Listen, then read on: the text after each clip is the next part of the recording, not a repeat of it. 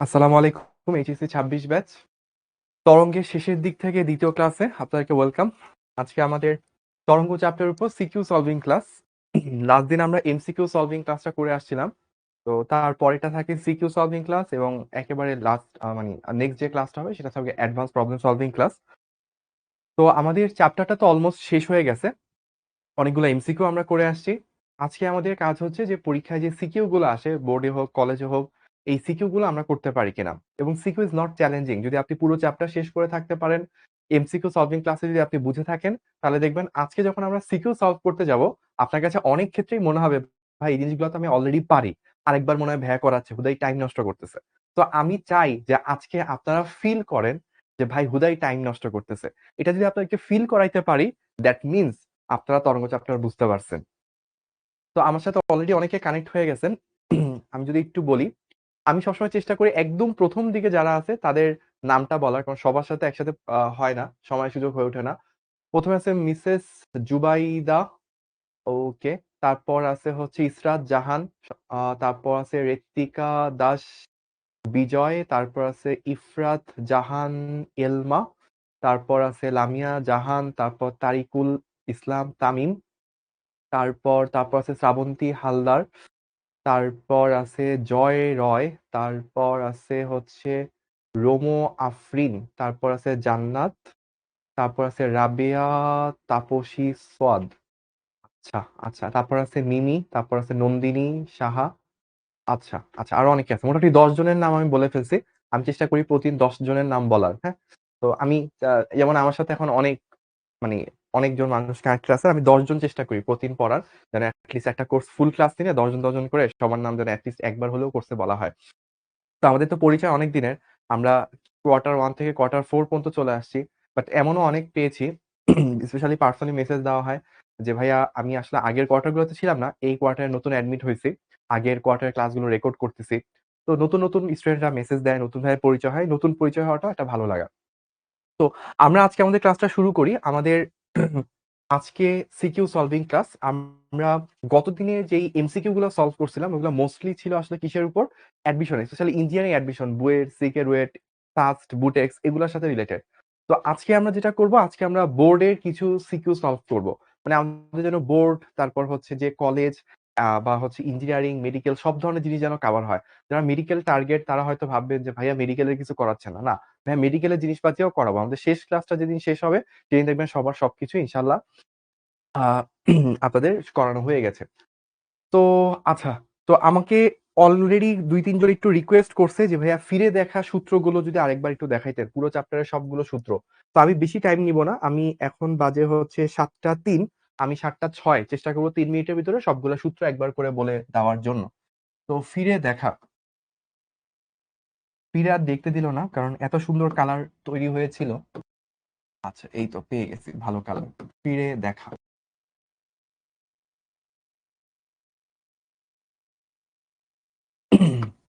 তো আমাদের তরঙ্গ চ্যাপ্টার একদম শুরুতেই যে সূত্র দিয়ে শুরু হয়, v is equals to f lambda, তরঙ্গ বেগ, কম্পাঙ্ক, তরঙ্গ দৈর্ঘ্য, এটা আমরা জানি। f is equals to 1/t, frequency এবং পর্যায়কাল তারা হচ্ছে একটা একটার অপোজিট রাশি। অনেকে সালাম জানাইছেন, ওয়ালাইকুম আসসালাম। আলহামদুলিল্লাহ ভাইয়া ভালো আছি, আপনারাও ভালো আছেন। এবং একটা জিনিস আমি কখনোই করতে চাই না, গত ক্লাস আমাকে বাধ্য হয়ে করতে হয়েছিল, সেটা হচ্ছে একজন বা কয়েকজনই এরকম আছে যে রিপিটেডলি স্প্যামিং করতেছিল, যেটার কারণে ক্লাস নয় ভাইয়ের জন্য ডিফিকাল্ট হয়ে যাচ্ছিল। তো আজকে আমি রিকোয়েস্ট করব যে কেউ পার্সোনালি এরকম করিয়েন না যে ভাই ভাইকে একটু মজা করে দেখি, ভাইয়ের সাথে একটু ডিস্টার্ব করে দেখি, অনেকগুলো স্প্যাম করি, কমেন্ট করি, এরকম প্লিজ করবেন না। এরকম করলে আজকে আমাদের এখান থেকে ডেডিকেটেড পাইলট ভাইয়া বসে আছে আপনাদের এগেইনস্টে অ্যাকশন নেওয়ার জন্য। তো আপনার যা যা মনে হয় যে ভাইয়া এই টেকনিক্যাল জায়গাটা বুঝি নাই, অবশ্যই কোশ্চেন করবেন। বাট একসাথে 10 বার 100 বার কমেন্টটা কইরেন না। একবার করেন, 2 বার করেন, যদি কিছুক্ষণের মধ্যে না বুঝেন 3-4 মিনিট পর আরেকবার কইরেন। তারপরেও যদি না বুঝেন 3-4 মিনিট পর আবার কইরেন। বাট একটানা 100 বার করা, এটা ভাইয়া প্লিজ করবেন না। ঠিক আছে? আচ্ছা। তো আমরা এইটুকু দেখার পর তারপর আমাদের কি থাকে? তারপর থাকে হচ্ছে আমাদের অগ্রগামী তরঙ্গের সমীকরণ। y is equals to a sin twice pi ft minus 2 pi by lambda into x. এটা ছিল একদম মানে র ফরম্যাট, একদম বেসিক ফরম্যাট। এটাকে একটু সাজাই, এইভাবে করা যায়। এ সাইন 2 পাই যদি কমন নিই তাহলে হচ্ছে T by capital T X by lambda. এটা আরেকটা ফরম্যাট। আরো অনেকগুলা ফরম্যাট আছে, যেমন সব থেকে বিখ্যাত ফরম্যাট কোনটা? সব থেকে বিখ্যাত ফরম্যাট হচ্ছে এইটা। তো এগুলো হচ্ছে অগ্রামী তরঙ্গের অনেকগুলো ফরম্যাট এগুলো ছিল। তারপর আমাদের কি ছিল? তারপর ছিল হচ্ছে নর্মাল স্থির তরঙ্গ যদি আমরা বলি, আর প্রতিফলিত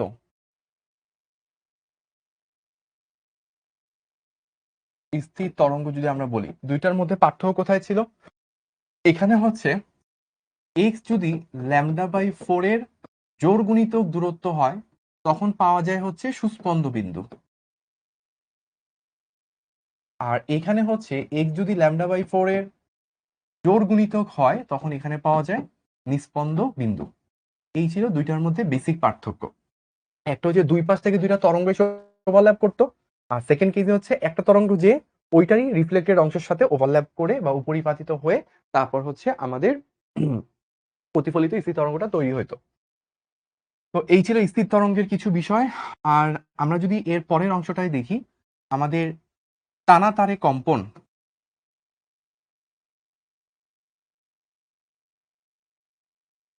টানা তারে কম্পনের ক্ষেত্রে ফ্রিকোয়েন্সি যেটা তৈরি হতো f is equals to 1/12 root over T by nu. এটা কি? এটা হচ্ছে মূল সুরের জন্য।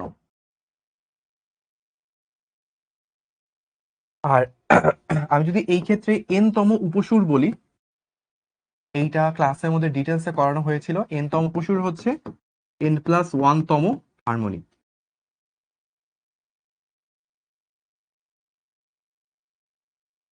এটা ছিল বেসিক কিছু জিনিস, ঠিক আছে। টানা তারে কম্পন দেখে ফেললাম। তারপর আমাদের কি আছে? তারপর আমাদের আছে হচ্ছে তীব্রতা। শব্দের তীব্রতা আই কে প্রকাশ করা যায় দুই ভাবে, energy divided by area into T, বা এটাকে ডিভাইডেড বলা যায় এনার্জি বাই টাইম, এটাকে পাওয়ার বলা যায়।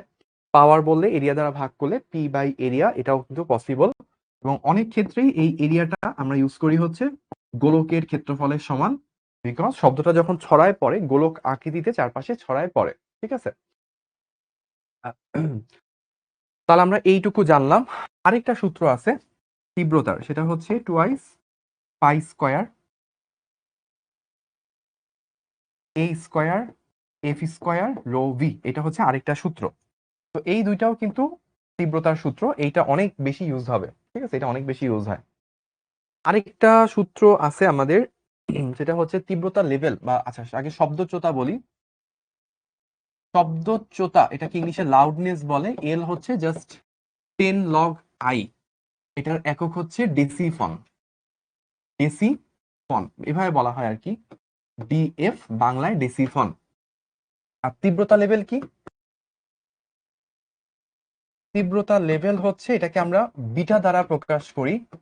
এটা হচ্ছে কোন শব্দের শব্দজোতা প্রমাণ শব্দের শব্দজোতা তুলনায় কতটুকু কম কতটুকু বেশি, সেটাই হচ্ছে তীব্রতা লেভেল। তো আমরা তখন আসতে হচ্ছে 10 log I divided by I naught, ঠিক আছে। একটা জিনিস মাঝখানে একটু বলে রাখি,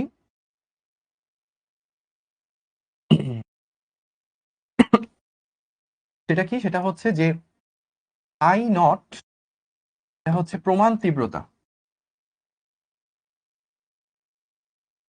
এবং এইটার ভ্যালু হচ্ছে 10⁻⁻12 ওয়াট পার মিটার স্কোয়ার। বলছিলাম 7:06 শেষ করবো, 7:09 বেজে গেছে, লিখতে গেলে অনেক সময় চলে যায়।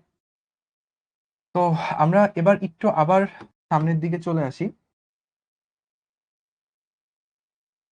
ওকে, তো তীব্রতা লেভেল আমরা দেখলাম, এবং তীব্রতা লেভেলের পার্থক্য যদি আপনাকে বলা হয় ডেল বিটা, দ্যাট মিনস হচ্ছে বিটা 2 মাইনাস বিটা 1, তখন চলে আসে হচ্ছে, আর এটার একক কি? এটার একক হচ্ছে ডেসিবল। তখন আসে 10 log I2 divided by I1 এত ডেসিবল। অনেক সময় I2 বাই I1 এই জিনিসটা হচ্ছে আমরা P2 বাই P1 ও বলতে পারি। অনেক ক্ষেত্রে, সব সময় এটা প্রযোজ্য না। যদি একই স্পেসে একই স্থানে কম্পেয়ার করা হয় তখন শুধুমাত্র এটাকে P2 বাই P1 এভাবে রিপ্লেস করা যায়। আচ্ছা, তো তো আমাকে একটা কমেন্ট করছে। কমেন্টটা করছে হচ্ছে, আমি যদি পুরা নামটা বলি, পুরা নামটা হচ্ছে ওর সাদিকুর রহমান সাদিক, হ্যাঁ? তো কমেন্টটা শুধু আসলে ওর না, আমি এই কমেন্টটা মানে বিভিন্ন মানুষই আমাকে করে। ভালো কমেন্ট, সুন্দর কমেন্ট। ও বলছে, "ভাইয়া আপনাদের ক্লাস বুঝি কিন্তু বই পড়ে কিছু বুঝি না। বিশেষ করে রসায়ন পদার্থবিজ্ঞানের সমাধান কি?" তো এটার একটা ডিটেইলস ভিডিও আজকে ভাইয়া প্রমিস করতেছে, আজকে আমি আপনাদেরকে গ্রুপে দিব। তো আমি যদি আজকের এই মুহূর্তে ক্লাসে বলি, হয়তো যারা লাইভে আছে শুধু তারাই জানবেন। কিন্তু গ্রুপে দিয়ে দিলে এটা অনেকদিন ধরে থাকবে। অনেক মানুষ আপনাদের 26 গ্রুপে যারা আছেন, কয়েক হাজার মানুষ আছেন, সবাই জিনিসটা জানবে। তো আমি আজকে আপনাদের এই প্রশ্নটার সমাধান ইনশাআল্লাহ গ্রুপে দিয়ে দেব ভিডিও আকারে। তো আমরা এইটুকু দেখলাম। তারপর আর কি আছে? আমরা তীব্রতা লেভেল সংক্রান্ত অনেক কিছু পড়লাম। এরপর আমাদের সূত্র আসলে অনেক। তীব্রতা লেভেলের পর যদি আমরা একটু বলি, তাহলে আমাদের থাকে হচ্ছে আহ একমুখ খোলা নল। একমুখ খোলা নল। এখানে যদি আমি বলি, মূল সুর যেটা তৈরি হয়, মূল সুরের যদি ফ্রিকোয়েন্সি আপনি বলেন, মূল সুরের ফ্রিকোয়েন্সি সেটা হয় হচ্ছে ভি ডিভাইডেড বাই 4L। সিস্টেমটা থাকে কিরকম? এই যে একটা মুখ হচ্ছে বন্ধ, এইভাবে হচ্ছে আমার সাউন্ডটা তৈরি হয়। এখানে তৈরি হয় সুস্পন্দ মানে অ্যান্টি নোট, আর এখানে তৈরি হয় নিস্পন্দ মানে নোট।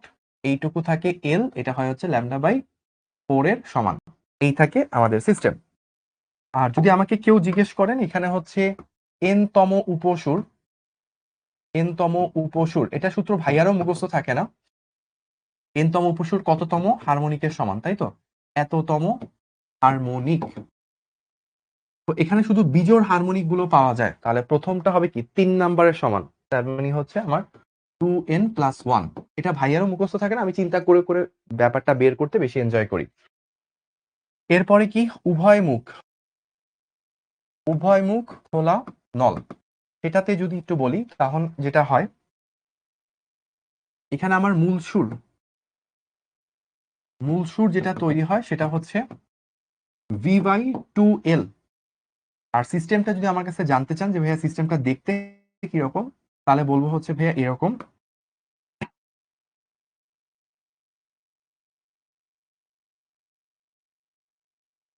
এখানে এল সমান তৈরি হয় ল্যামডা বাই 2। এই জায়গায়ও অ্যান্টি নোট, এই জায়গায়ও অ্যান্টি নোট, বাট এই জায়গায় হচ্ছে নোট। এই হচ্ছে সিস্টেম। আর যদি জিজ্ঞেস করেন ভাইয়া এন তম উপসুর এটা কার সমান, এন তম উপসুর সেটা হয় হচ্ছে n+1 তম হারমোনিক। আর কিছু তো মনে হয় বাদ পড়ে নাই। ও আচ্ছা, আরেকটা জিনিস আছে, সেটা হচ্ছে আমাদের বিট। বিটের ক্ষেত্রে আমরা জাস্ট একটা জিনিস জানি, n হচ্ছে f1 ডিফারেন্স f2। আর আরেকটা জিনিস মাথায় রাখবেন, ভর যুক্ত করলে, ভর বা মোম যুক্ত করলে অলওয়েজ কি হয়? ফ্রিকোয়েন্সি কমে। আর যদি ভর কমায় বা ঘর্ষণ করা হলে তখন কি হয়? ফ্রিকোয়েন্সি বাড়ে। তো এই হচ্ছে আমাদের পুরো চ্যাপ্টারের সামারি। ঠিক আছে, পুরো চ্যাপ্টারের সামারি এইখানে চলে আসছে। আচ্ছা, হ্যাঁ, ওই যে এক কমেন্ট বারবার করলে একটু ইয়া করে দিন। আমি কিন্তু ভাইয়াদেরকে ইনস্ট্রাকশন দিয়ে দিছি যে এক কমেন্ট যদি বারবার করে তাহলে হচ্ছে প্রথমে তাকে কমেন্ট থেকে ব্লক করার জন্য। আর তারপরেও যদি হচ্ছে আবার মানে করতেই থাকে বা হচ্ছে এরকম রিপিটেডলি করে, তাহলে যেন তাকে ক্লাস থেকে রিমুভ দেয়। আপনি একটা জিনিস না বুঝলে একবার দুইবার কমেন্ট করবেন, একটু পর আবার করবেন, বাট টানা করে একদম স্ক্রিন ভরাই ফেলবেন, এই ক্লাসটা ভাইয়া এই কাজটা করবেন না। এটা করলে ক্লাস নিতে আমাদের খুব কষ্ট হয়, মানে বাকিদের হচ্ছে কমেন্ট দেখা যায় না। অনেকে বলেন যে ভাইয়া ফেসবুকে চালাই না বা এটা করি না। কোনো সমস্যা নেই। ফেসবুক না চাইলে আমাদের সামনের দিকে আস্তে, আস্তে অ্যাপে এগুলো চলে আসবে। গাইডলাইন গুলো, সাজেশন গুলো চলে আসবে, সমস্যা নেই। আচ্ছা, তো আমরা এইটুকু পর্যন্ত আমরা ৩ টা স্লাইডে দেখলাম। এই যে আমাদের শুরু হইছে কয়টা? ৪ টা স্লাইড হয়ে গেছে, দেখছেন? বলছিলাম হচ্ছে যে ৩ মিনিটে শেষ করব। আমার লেগে গেছে হচ্ছে অলমোস্ট ১১ মিনিট। তো এইটা ছিল ১ম স্লাইড। এখানে আমি সবগুলা সূত্র দিছি। এটা 2nd স্লাইড। এখানেও সবগুলো সূত্র আছে। অর্থাৎ স্টেপ বাই স্টেপ গেছি, স্থির তরঙ্গ, টানা তারের কম্পন, তীব্রতা। তারপর ছিল কি শব্দচ্যুতা, তীব্রতার লেভেল কি হয়। তারপর ছিল হচ্ছে একমুখ ঘোরানো হলে কি হয়, উভয় মুখ ঘোরানো হলে কি হয়, বিটে কি হয়। সবকিছু চলে আসছে। এবার আমরা ঢাকা বোর্ড ২০১৯ ওকে, ঢাকা বোর্ড 2019-এর একটা প্রশ্ন সলভ করব, বোর্ডের প্রশ্ন। তো আমাদের কাছে যে কোনো সময়, মানে আমি এই জিনিসটা সাধারণত যখন আপনারা LGPA 5 এর ক্লাসে যান বা ওয়ান শট রিভিশন ক্লাসে যান, তখন এই ব্যাপারটা নরমালি বলে থাকি। কিন্তু আমি এখন থেকে চিন্তা করছি যে না, আমি এখন থেকে আপনাকে একাডেমিক ক্লাস থেকেই বলা শুরু করব। আপনি উদ্দীপক পড়ার আগে প্রশ্নটার দিকে খেয়াল করবেন। মাথায় রাখবেন এই কথাটা, শুভ ভাইয়ের কথা। উদ্দীপক পড়ার আগে প্রশ্নটার দিকে খেয়াল করবেন। কেন? কারণ 90% স্টুডেন্ট যেটা করে, ফার্স্টে পুরা উদ্দীপকটা পড়ে, পড়ার পর একটা ধরেন জাস্ট রিডিং রিডিং পড়ার মতো করে, তারপর কোশ্চেনটা পড়ে আবার উদ্দীপকটা পড়া লাগে। তো উদ্দীপকটা পড়তে হইতেছে 2 বার। কিন্তু আপনি যদি আগে কোশ্চেনটা পড়ে নেন, তাহলে আপনার মাথায় আগে আপনি একটা মানে হিট করছেন। আগে ওকে একটা শর্ট করছেন যে এই জিনিসটা লাগবে, এটা বের করে দাও। তখন যখন আপনি উদ্দীপকটা পড়তে থাকবেন, ও সার্চ করতে থাকবে যে এখানে কি আছে না আছে। একবারেই সেটা ধরে ফেলবে। ঠিক আছে? তো বলছে কি তরঙ্গটির তরঙ্গ দৈর্ঘ্য কত? তো আমাকে কিছু জিনিসপাতি দেওয়া আছে। আমার কাছে এত কিছুই মনে হচ্ছে না। আমার কাছে মনে হচ্ছে এই যে একটা ইকুয়েশন দেওয়া আছে, ইকুয়েশন থেকেই তো তরঙ্গ দৈর্ঘ্য বের করে ফেলতে পারি। তো আমি উদ্দীপক পড়লামই না। উদ্দীপক পড়ারই আমার দরকার নেই। তো আমি গয়ের সলিউশন করব। তাহলে আমাকে তরঙ্গের সমীকরণটা কি দেওয়া আছে ভাইয়া? 100 sin pi into 600t minus 5x, এই জিনিসটা দেওয়া আছে।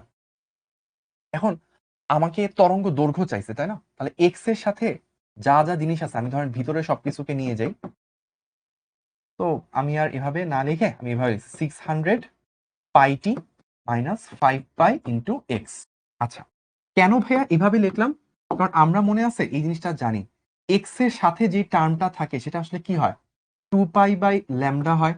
এক্স এর সাথে অলওয়েজ কি থাকে? 2 পাই বাই ল্যামডা। যদি বিশ্বাস না হয়ে থাকে, ভাইয়ার কথায় যদি বিশ্বাস না হয়, তাহলে এই যে দেখেন স্লাইডে লিখে আসছিলাম, দেখছেন? এই যে এক্স এর সাথে অলওয়েজ কি থাকে? যখন কোনো কিছু কমন নিব না, তখন এক্স এর সাথে 2 পাই বাই ল্যামডা থাকবে।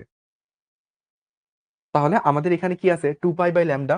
তাহলে এখানে নাও আমরা এখানে বলতে পারি যেটা 2 পাই ডিভাইডেড বাই ল্যামডা, এটা কত আসছে? 5 পাই। তাহলে এখান থেকে একটা পাই কি হয়ে যাবে? কাটাকাটি চলে যাবে। তাহলে আমরা কি পাচ্ছি? 2 divided by 5 equals to lambda, that means 0.4 metre. তো এটাই হচ্ছে আমার উত্তর। দেখেন, বুঝতে পারছেন? অলরেডি অনেকে বুঝে গেছে। ওকে, ডান। তাহলে এইটুকু আমরা করে ফেললাম, হয়ে গেছে। তো আমাদের যখন সাইনের সাথে মধ্যে আমি যদি ব্র্যাকেটে কোনো কিছু কমন না নিই, তাহলে অলওয়েজ এক্স এর সাথে টোটাল যে জিনিসটা গুণাকারে থাকে সেটা হচ্ছে 2 পাই বাই ল্যামডা। তো 2 পাই বাই ল্যামডাটা আমাকে 5 পাই দেওয়া আছে, ওইখান থেকে আমরা কাটাকাটি করলাম পাই, তারপর জাস্ট এক পাশে নিয়ে আসলাম, ল্যামডা পেয়ে গেলাম 0.4 মিটার। এটাই আমাদের অ্যান্সার, ডান। এবার চলেন আমরা পরের অংশটা যাই। বসে তরঙ্গটি বাধা পেয়ে প্রতিফলিত হয়ে বিপরীত দিকে ফিরে এসে একটি নতুন তরঙ্গ সৃষ্টি হয়েছে। তার মানে কি? তরঙ্গ সামনে যাচ্ছিল, ধাক্কা খেয়ে ফিরে আসছে, প্রতিফলিত হয়ে কিছু একটা হয়েছে। আসলে আমাকে চাইছে কি সেটা আগে দেখি। সৃষ্ট নতুন তরঙ্গ হইতে সর্বোচ্চ বিস্তারের অবস্থানগুলো খেয়াল করেন। আপনাকে চাইছে হচ্ছে সর্বোচ্চ বিস্তারের অবস্থান। সর্বোচ্চ বিস্তারের অবস্থান মানে কি? সুস্পন্দ বিন্দুগুলোর অবস্থান। আমাকে চাইছে আসলে সুস্পন্দ বিন্দুগুলা কোথায় কোথায় তৈরি হয়। আসলে আমাকে চাইছে কি? সুস্পন্দ বিন্দু। তো সুস্পন্দ বিন্দুগুলো আমরা জানি এটা কি ধরনের? এটা হচ্ছে প্রতিফলিত স্থির তরঙ্গ। এটা হচ্ছে প্রতিফলিত স্থির তরঙ্গ, তাই না? তাহলে আমার এই জায়গায় যদি সুস্পন্দ বিন্দু আমি চিন্তা করি, সর্বোচ্চ বিস্তারের বিন্দু, তার মানে কি? সুস্পন্দ বিন্দু, তাদের অবস্থান আসলে কোথায় হবে? অবস্থান হচ্ছে λ/4 এর জোড় গুণিতক নাকি বিজোড় গুণিতক? অবশ্যই হচ্ছে বিজোড় গুণিতক, মাথায় রাখবেন। যদি আপনার নর্মাল ওয়েভ হয় তাহলে জোড় গুণিতকে আপনি সুস্পন্দ বিন্দু পান। আর যদি প্রতিফলিত হয় তাহলে বিজোড় গুণিতকে যে আপনি সুস্পন্দ পান। তাহলে এখানে বিজোড় গুণিতক নিতে হবে। ল্যামডা তো আপনি একটু আগে বের করে আসছেন, 0.4 divided by 4 into 2n minus 1। তাহলে আপনি ভাগ করলে কি হবে? 0.1 সম্ভবত। 4/4 কাটাকাটি যায়, তাহলে 1 থাকে। দ্যাট মিনস যদি 10 হইতো তাহলে 4 4 1 হইতো। তার মানে 0.1 ইন্টু 2n মাইনাস 1 বিজোড় গুণিতক। এখন বিজোড় গুণিতকগুলো কি হইতে পারে? 0.1 মিটার, 0.3 মিটার, তারপর 5 দিয়ে, মানে এটার সাথে 1 গুণ, 3, 5, 7 এগুলা গুণ হইতে থাকবে। তারপর হচ্ছে কত আসবে? 0.5, 0.7, 7 মিটার, এইগুলো আস্তে আস্তে কন্টিনিউয়াসলি চলতে থাকবে। এগুলাই হচ্ছে আমার অ্যান্সার। দেখেন বুঝতে পারছেন কিনা। আমাকে একজন বলছে ভাই মনে রাখার টেকনিক বলেন। এই জিনিসটা আমি হচ্ছে সব থেকে অপছন্দ করি। মনে রাখার টেকনিক যদি সবকিছুই যদি ওই রকম মনে রাখার টেকনিক হতো তাহলে কিন্তু মানে কিভাবে বলবো কথাটাকে, মানে আমরা সবকিছু শর্টকাট খুঁজি তাই না, যে ভাইয়া অনেক বড় একটা জিনিস এটাকে এক দুইটা ওয়ার্ডের মাধ্যমে মুখস্থ রাখা, একটা ছন্দ দিয়ে অনেক কিছু জিনিস মাথায় রাখা। এই জিনিসগুলো যদি ভাই আপনি খুব বেশি ইউজ টু হয়ে যান তাহলে আপনি বোর্ড পরীক্ষা পর্যন্ত হয়তো কিছু দূর ভালো করতে পারেন, কিন্তু একটা ভালো কোশ্চেন দিলে আপনি তখন আর সলভ করতে পারবেন না। আপনার মাথা ওই সেই ছন্দই খুঁজতে থাকবে। ইঞ্জিনিয়ারিং এ পরীক্ষা দিতে গেছেন, ভার্সিটিতে পরীক্ষা দিতে গেছেন, আপনাকে ম্যাথ আসছে, আপনার মাথায় ম্যাথ না ঢুকে আপনার সাথে ছন্দ ঘুরতে থাকবে। তো যারা ভালো করতে চান, ইঞ্জিনিয়ারিং এ ভালো করতে চান, বা হচ্ছে একটা ভালো প্রশ্ন আসলে সেটা সলভ করতে চান, তারা আসলে এরকম মনে রাখার তুলনায় আপনি জিনিসটা বুঝার দিকে খেয়াল করেন। কারণ আমরা পড়ছি আসলে দুইটা টাইপ, একটা হচ্ছে নরমাল স্থির তরঙ্গ, একটা প্রতিফলিত স্থির তরঙ্গ।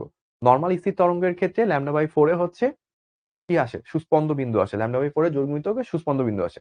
আপনি যদি একটা মনে রাখেন তাহলে অপরটা জাস্ট কি তার উল্টাটা বিজোড়ে যায় পাবো। তো একটা মনে রাখলে অপরটা হয়ে যায়। তো এখানে আবার ছন্দ খোঁজা লাগবে, তারপর কবিতা খোঁজা লাগবে, তারপর ম্যাচ করা লাগবে। এত করাইতে গেলে ওই যে ওই অবস্থা হবে যে আমার এক ফ্রেন্ড ছিল, ও আর কি প্রতিটা সূত্রের জন্য এরকম ছন্দ টন্দ মুখস্থ করতো। ছন্দ মুখস্থ করতে করতে এমন একটা অবস্থা হয়েছিল যে কোন ছন্দ কার জন্য সেটা মুখস্থ করার জন্য আরেক ছন্দ শেখা লাগছে। এরকম লুপের ভিতর লুপ। যদি কেউ ইনসেপশন মুভিটা দেখে থাকেন তাহলে দেখবেন ক্রিস্টোফার নোলানের খুব ফেমাস একটা মুভি ছিল ইনসেপশন। এটা সবারই দেখা উচিত। তারপর আরেকটা ছিল মনে হয় ম্যাট্রিক্স, ম্যাট্রিক্স ছিল। তো এই মুভিগুলো দিলে দেখলে দেখবেন যে ঘুমের ভিতর ঘুম, স্বপ্নের ভিতর স্বপ্ন, স্বপ্নের ভিতর স্বপ্ন। পরে ও আর স্বপ্ন থেকে বেরিয়ে হইতে পারে না, কোনটা যে বাস্তব কোনটা যে আসলে রিয়েলিটি, সরি কোনটা যে স্বপ্ন আর কোনটা যে বাস্তব এটা থেকে বের হইতে পারে না। তো আপনি ওই ছন্দের মধ্যে ছন্দ, ছন্দের মধ্যে ছন্দ, পরে যায় দেখবেন যে আপনার কোন ছন্দ যে তরঙ্গের জন্য আর কোন ছন্দ যে হচ্ছে আপনার তাপোৎপাদী বিক্রিয়ার জন্য, এটাই আপনি পরে খুঁজে পাবেন না। তো এত ছন্দ শিখতে যায় না। আমরা তাহলে এইটুকু করে ফেললাম। এইটুকু যদি বুঝে থাকেন তাহলে ডান। ঠিক আছে, ওকে, তাহলে এইটুকু শেষ। এবার আসেন আমরা রাজশাহী বোর্ডে যাব। রাজশাহী বোর্ডে অ্যাজ ইট ইজ আমরা প্রথম যে কাজটা করব সেটা হচ্ছে তরঙ্গর পর্যায়কাল নির্ণয় করতে হবে। সো আমাদের ফার্স্ট টার্গেট হচ্ছে পর্যায়কাল বের করা। তো পর্যায়কাল যদি আমরা বের করতে যাই, আমাকে কি দেওয়া আছে, ইকুয়েশন দেওয়া আছে ওয়াই এক্স কমা টি। কি দেওয়া আছে ভাইয়া, 3 sin 36t প্লাস বাদ বাকি জিনিসগুলো যদিও আমাদের জন্য দরকারি না, তারপরেও লিখতেছি 0.18x, sorry 018x, 0.018x plus π/4। তো অলওয়েজ মাথায় রাখবেন, অলওয়েজ মাথায় রাখবেন এখানে সাথে যেই টার্মটা থাকে সেটা আসলে কি থাকে, টুয়াইস পাই এফ থাকে। সাথে যে টার্মটা থাকে সেটা থাকে টুয়াইস পাই এফ। তাহলে আমরা এখান থেকে বুঝতেছি নাও টুয়াইস পাই এফ, এটা যে কথা 2π/T একই কথা, এটার ভ্যালু দেওয়া আছে কত, 36। তাহলে এখান থেকে যদি আপনি টি বের করেন তাহলে কি আসবে, 2π/36 এত সেকেন্ড। তো আমার সামনে ক্যালকুলেটর, তো ক্যালকুলেটর আপনারা যারা আছে একটু বের করেন, আমি মোবাইল থেকে করতেছি। টু পাই, টু পাই, ওকে, /36। তো এটা চলে আসে হচ্ছে 0.174145 এত সেকেন্ড। ওকে, ডান। এইটুকু কি ডান? এই যে আমার সাথে অলরেডি অনেকে করতে পারছেন। আমি যদি একটু নামগুলো বলি, এই নামগুলো দেখতে ভাল লাগে যারা হচ্ছে ক্লাসে সবসময় করে। সবার প্রথমে করছে হচ্ছে মিমি, না তারও আগে আরো দু একজন করছিল, করছে হচ্ছে মৌ। তারপর তারপর হচ্ছে মিমি, সুবহানা করছে, নন্দিনী করছে, শ্রাবন্তী করছে, সাজনী করছে, মৌ করছে, ডিএমসি ড্রিমার করছে, আরিফিন করছে, আমেনা করছে, শ্রাবন্তী হালদার, ফারহানা, সরোয়ার, সঙ্গীতা, সাদিকুর, তাসনিম, অনন্যা, নাদিয়া, অনেকে। আচ্ছা আচ্ছা, ঠিক আছে, থ্যাংক ইউ যারা যারা করছে সবাইকে অনেক ধন্যবাদ।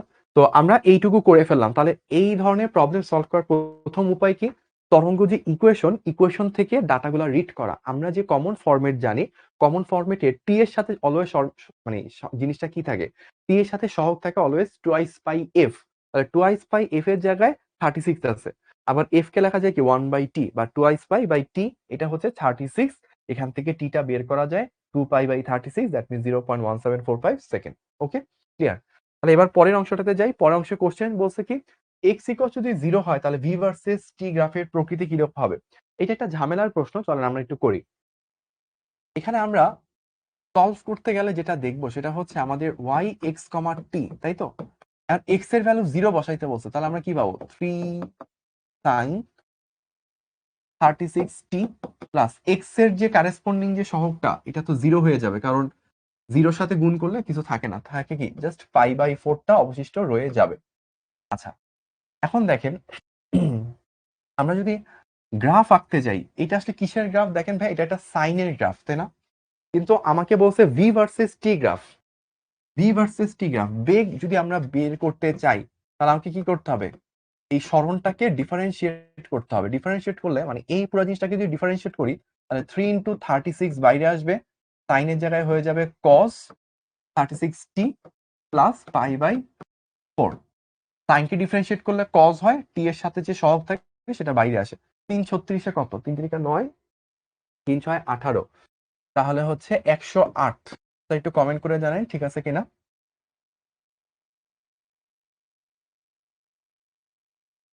তাহলে এইটাই হচ্ছে আমার বেগের সমীকরণ। আমি বেগের সমীকরণটা কত সেটা কিন্তু লিখে ফেলতে পারছি, ঠিক আছে? ওকে, আচ্ছা, এখন আমাদের ভাই এই যে পাই বাই ফোরটা কি ছিল? পাই/4 হচ্ছে আদি দশা, মানে রেফারেন্সের রেসপেক্টে আদি দশা, এই জিনিসটা দেওয়া আছে। সাধারণত আমাদের হচ্ছে আদি দশাটা থাকে না। ভাইয়া একটা ক্যালকুলেটর আনাইতে পারলে। ও আচ্ছা, তো সাধারণত আমাদের আদি দশাটা দেওয়া থাকে না, 0 ধরে আমরা কাজ করি হিসেবে সুবিধার্থে। বাট কোশ্চেন যদি এরকম ঝামেলা করে, যেমন রাজশাহী বোর্ডে করছে, রাজশাহী বোর্ডে এবার ম্যাট্রিক পরীক্ষার কোশ্চেনও একটু ঝামেলা করছে। মানে আপনারা তো পার করে আসছেন, এই বছর যারা ম্যাট্রিক পরীক্ষা দিল, অর্থাৎ এসএসসি 25 বা এইচএসসি 27 ব্যাচ যারা, আপনাদের এক ব্যাচ জুনিয়র যারা, তারা বোর্ড পরীক্ষা দিতে যায় বেশ ভালোই, মানে ফ্রিকশন, আনত তলে ঘর্ষণ দিয়ে ম্যাথ দিয়ে দিছে 9-10-এ। তো ওইটা বোর্ড পরীক্ষা ফলাফল করা ডিফিকাল্ট ছিল, ঠিক আছে? তো আমরা তাহলে একটু দেখি v = 108 cos, এইটা আসছে। এখন আমরা cos এর গ্রাফ নরমালি কিরকম জানি দেখেন, আমরা যদি একটু নরমালি চিন্তা করি,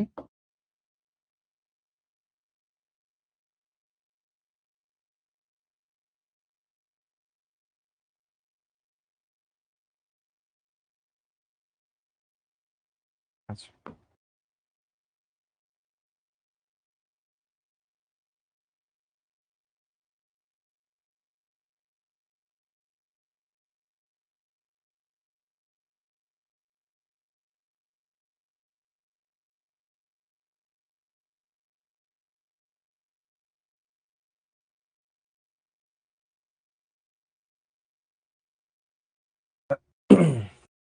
দেখেন, তো আমরা যদি cos এর গ্রাফ যদি আমরা চিন্তা করি, cos এর গ্রাফ নরমালি কিরকম হয়।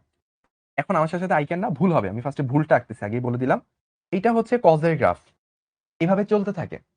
এইটাই হইতো যদি এখানে পাই/4টা না থাকতো। এটাই হইতো যদি পাই/4টা না থাকতো। এখন পাই/4 যখন আসে, তখন গ্রাফটা যেটা হবে সেটা কি হবে একটু বলি। এই গ্রাফটা একটু বামে সরে আসবে। এই গ্রাফটা বামে সরে কিরকম হবে আমি একটু বলি। এই গ্রাফটা ধরেন এই রকম জায়গায় চলে আসবে।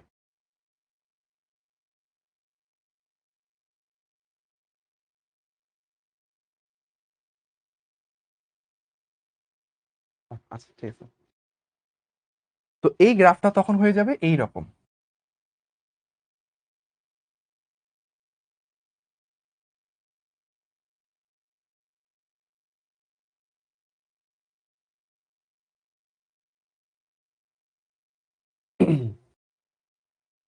আচ্ছা, তো এখন আমাকে একটু গ্রিন কালার লাইনটা দুইটা একসঙ্গে কোন হয়েছে, আচ্ছা বাদ দিই।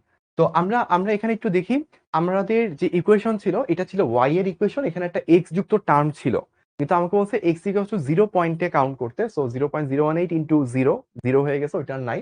তো আমি এই জায়গাটা নিয়ে কাজ করব, এটা তো সরণের ইকুয়েশন, বাট চাইছে আমাকে বেগ। সরণ থেকে বেগ বের করতে হলে কি ডিফারেন্সিয়েশন করতে হয়। তো এখানে 3 কনস্ট্যান্ট বাইরে আসছে, সাইনকে ডিফারেন্সিয়েট করলে কজ হয়েছে। 36 কেন গুণ দিলাম, কারণ যে সাইন বা কজের ভিতরে যার সাপেক্ষে ডিফারেন্সিয়েট করছেন টি, ওই টি এর যে সহগটা আছে সেটা বাইরে চলে আসে। যারা ডিফারেন্সিয়েশন করছেন বা ভেক্টরের চ্যাপ্টারও এই জিনিসটা বলা হয়েছিল, যে সাইন বা কজের ভিতরে এক্স বা টি এর সাথে যদি কোনো সহগ গুণাকারে থাকে, এটা বাইরে গুণাকারে চলে আসে। তাহলে আমরা গুণ করে পাইলাম 108 cos ইন্টু সামথিং। এখন যদি শুধু cos 36t হইতো তাহলে গ্রাফটা হচ্ছে যে নীল কালারের গ্রাফটা হইতো, তাহলে নীল কালারের গ্রাফটা হইতো। কিন্তু কিন্তু যেহেতু এখানে একটা জিনিস যোগ আকারে আছে, ফলে যেটা হবে গ্রাফটা একটু বামে সরে যাবে। কেন বামে সরে যাবে এটা কে কে জানেন বলেন? ম্যাথে অলরেডি এগুলো করানো হয়ে গেছে আমি জানি, কিন্তু আমি ফিজিক্স থেকে আপনাদেরকে বুঝাবো। বাট কে কে জানেন ভাইকে একটু কমেন্ট করেন যে ভাইয়া অলরেডি বুঝে গেছি। আমার অ্যাকচুয়ালি এখানে গ্রাফ হবে হচ্ছে ইয়েলো কালারেরটা। কে কে জানেন? ইশাম বলছে জানি। আর কেউ নাই?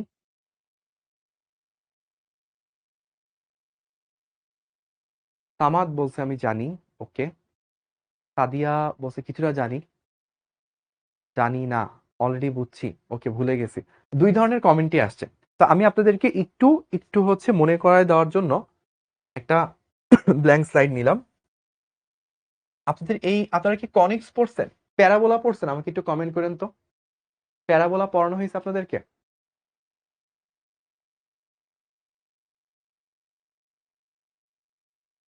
হুম, পড়ানো হয়েছে না? আচ্ছা। তো ম্যাথস যদি আপনি প্যারাবোলা পড়ে থাকেন তাহলে আপনার নিশ্চয়ই এই জিনিসটার কথা মনে আছে। একটু ছোট করে আঁকি তাহলে বোঝার সুবিধা হবে।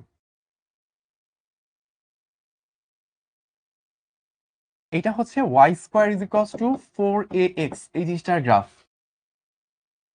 চাচ্চু পড়াইছে, তাহলে তো আপনারা জোস পারেন, কোনো সমস্যা নেই। Y square equals to 4ax, এই জিনিসটার গ্রাফ। তো এইটা শুরু হয়েছে কোথা থেকে ভাইয়া? এই যে মূল বিন্দু 0 0 থেকে শুরু হয়েছিল, তাই না? কিন্তু আপনি যদি এই রকম বলেন যে ভাই আমার লাগবে হচ্ছে y square is equals to 4ax+5, আপনি এরকম বলে দিলেন, তখন গ্রাফটা কি হয় জানেন? তখনও গ্রাফটা আগের মতোই থাকবে, কিন্তু এখন গ্রাফটা এই যে -5, এই -5,0 এই বিন্দু দিয়ে গ্রাফটা শুরু হবে। দেখেন এক্স এর সাথে যখন এই যে +5 আছে, এক্স এর সাথে কোন একটা জিনিস যদি যোগ আকারে থাকে, মানে এক্স অক্ষ বরাবর যেটা আছে সেটার সাথে যদি কোন একটা জিনিস যোগ হয় তাহলে ওইটা বামে সরে যায়।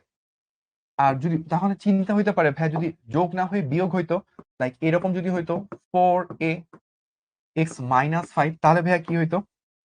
তাহলে সিস্টেমটা হইতো ভাইয়া এইরকম।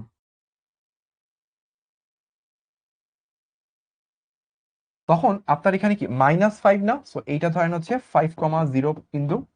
তখন গ্রাফটা হইতো আপনার এই রকম, মানে গ্রাফটা 0 0 রেখা থেকে 5 ঘর ডানে সরে যেত।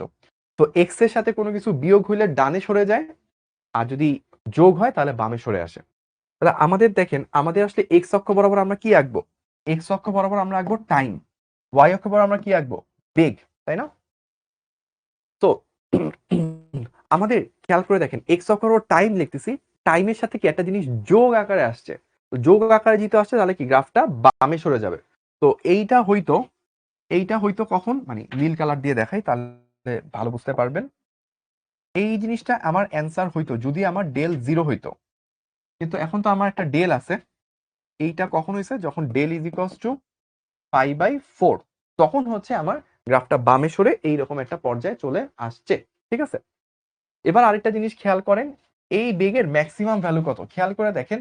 আমাদের এখানে এই তো এইটুকু জাস্ট দেওয়া, এখানে আমাকে বলে নাই এক্স এর একক কি, এক্স এর এককটা কি মিটারে নাকি সেন্টিমিটারে, এরকম কিছু কিন্তু বলা হয় নাই। তো আমি এখানে জাস্ট হাইয়েস্ট ভ্যালুটা কত? 108। তাহলে উপরের দিকের এই পয়েন্টের মান হবে 108, আর নিচের দিকের এই পয়েন্টটার মান হবে -108। ঠিক আছে, তাহলে আমার গ্রাফ কিন্তু দুইটা একসাথে আঁকবো না, আমি শুধুমাত্র হলুদ কালারেরটা আঁকবো। আমি বুঝানোর সুবিধার্থে আপনাদেরকে নীল কালারটা দিয়ে দেখাইছি।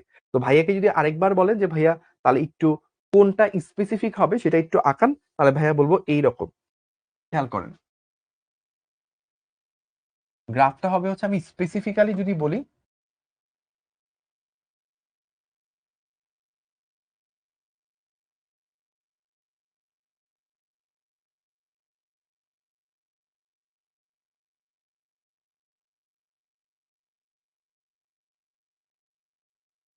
এখানে 108, এখানে -108।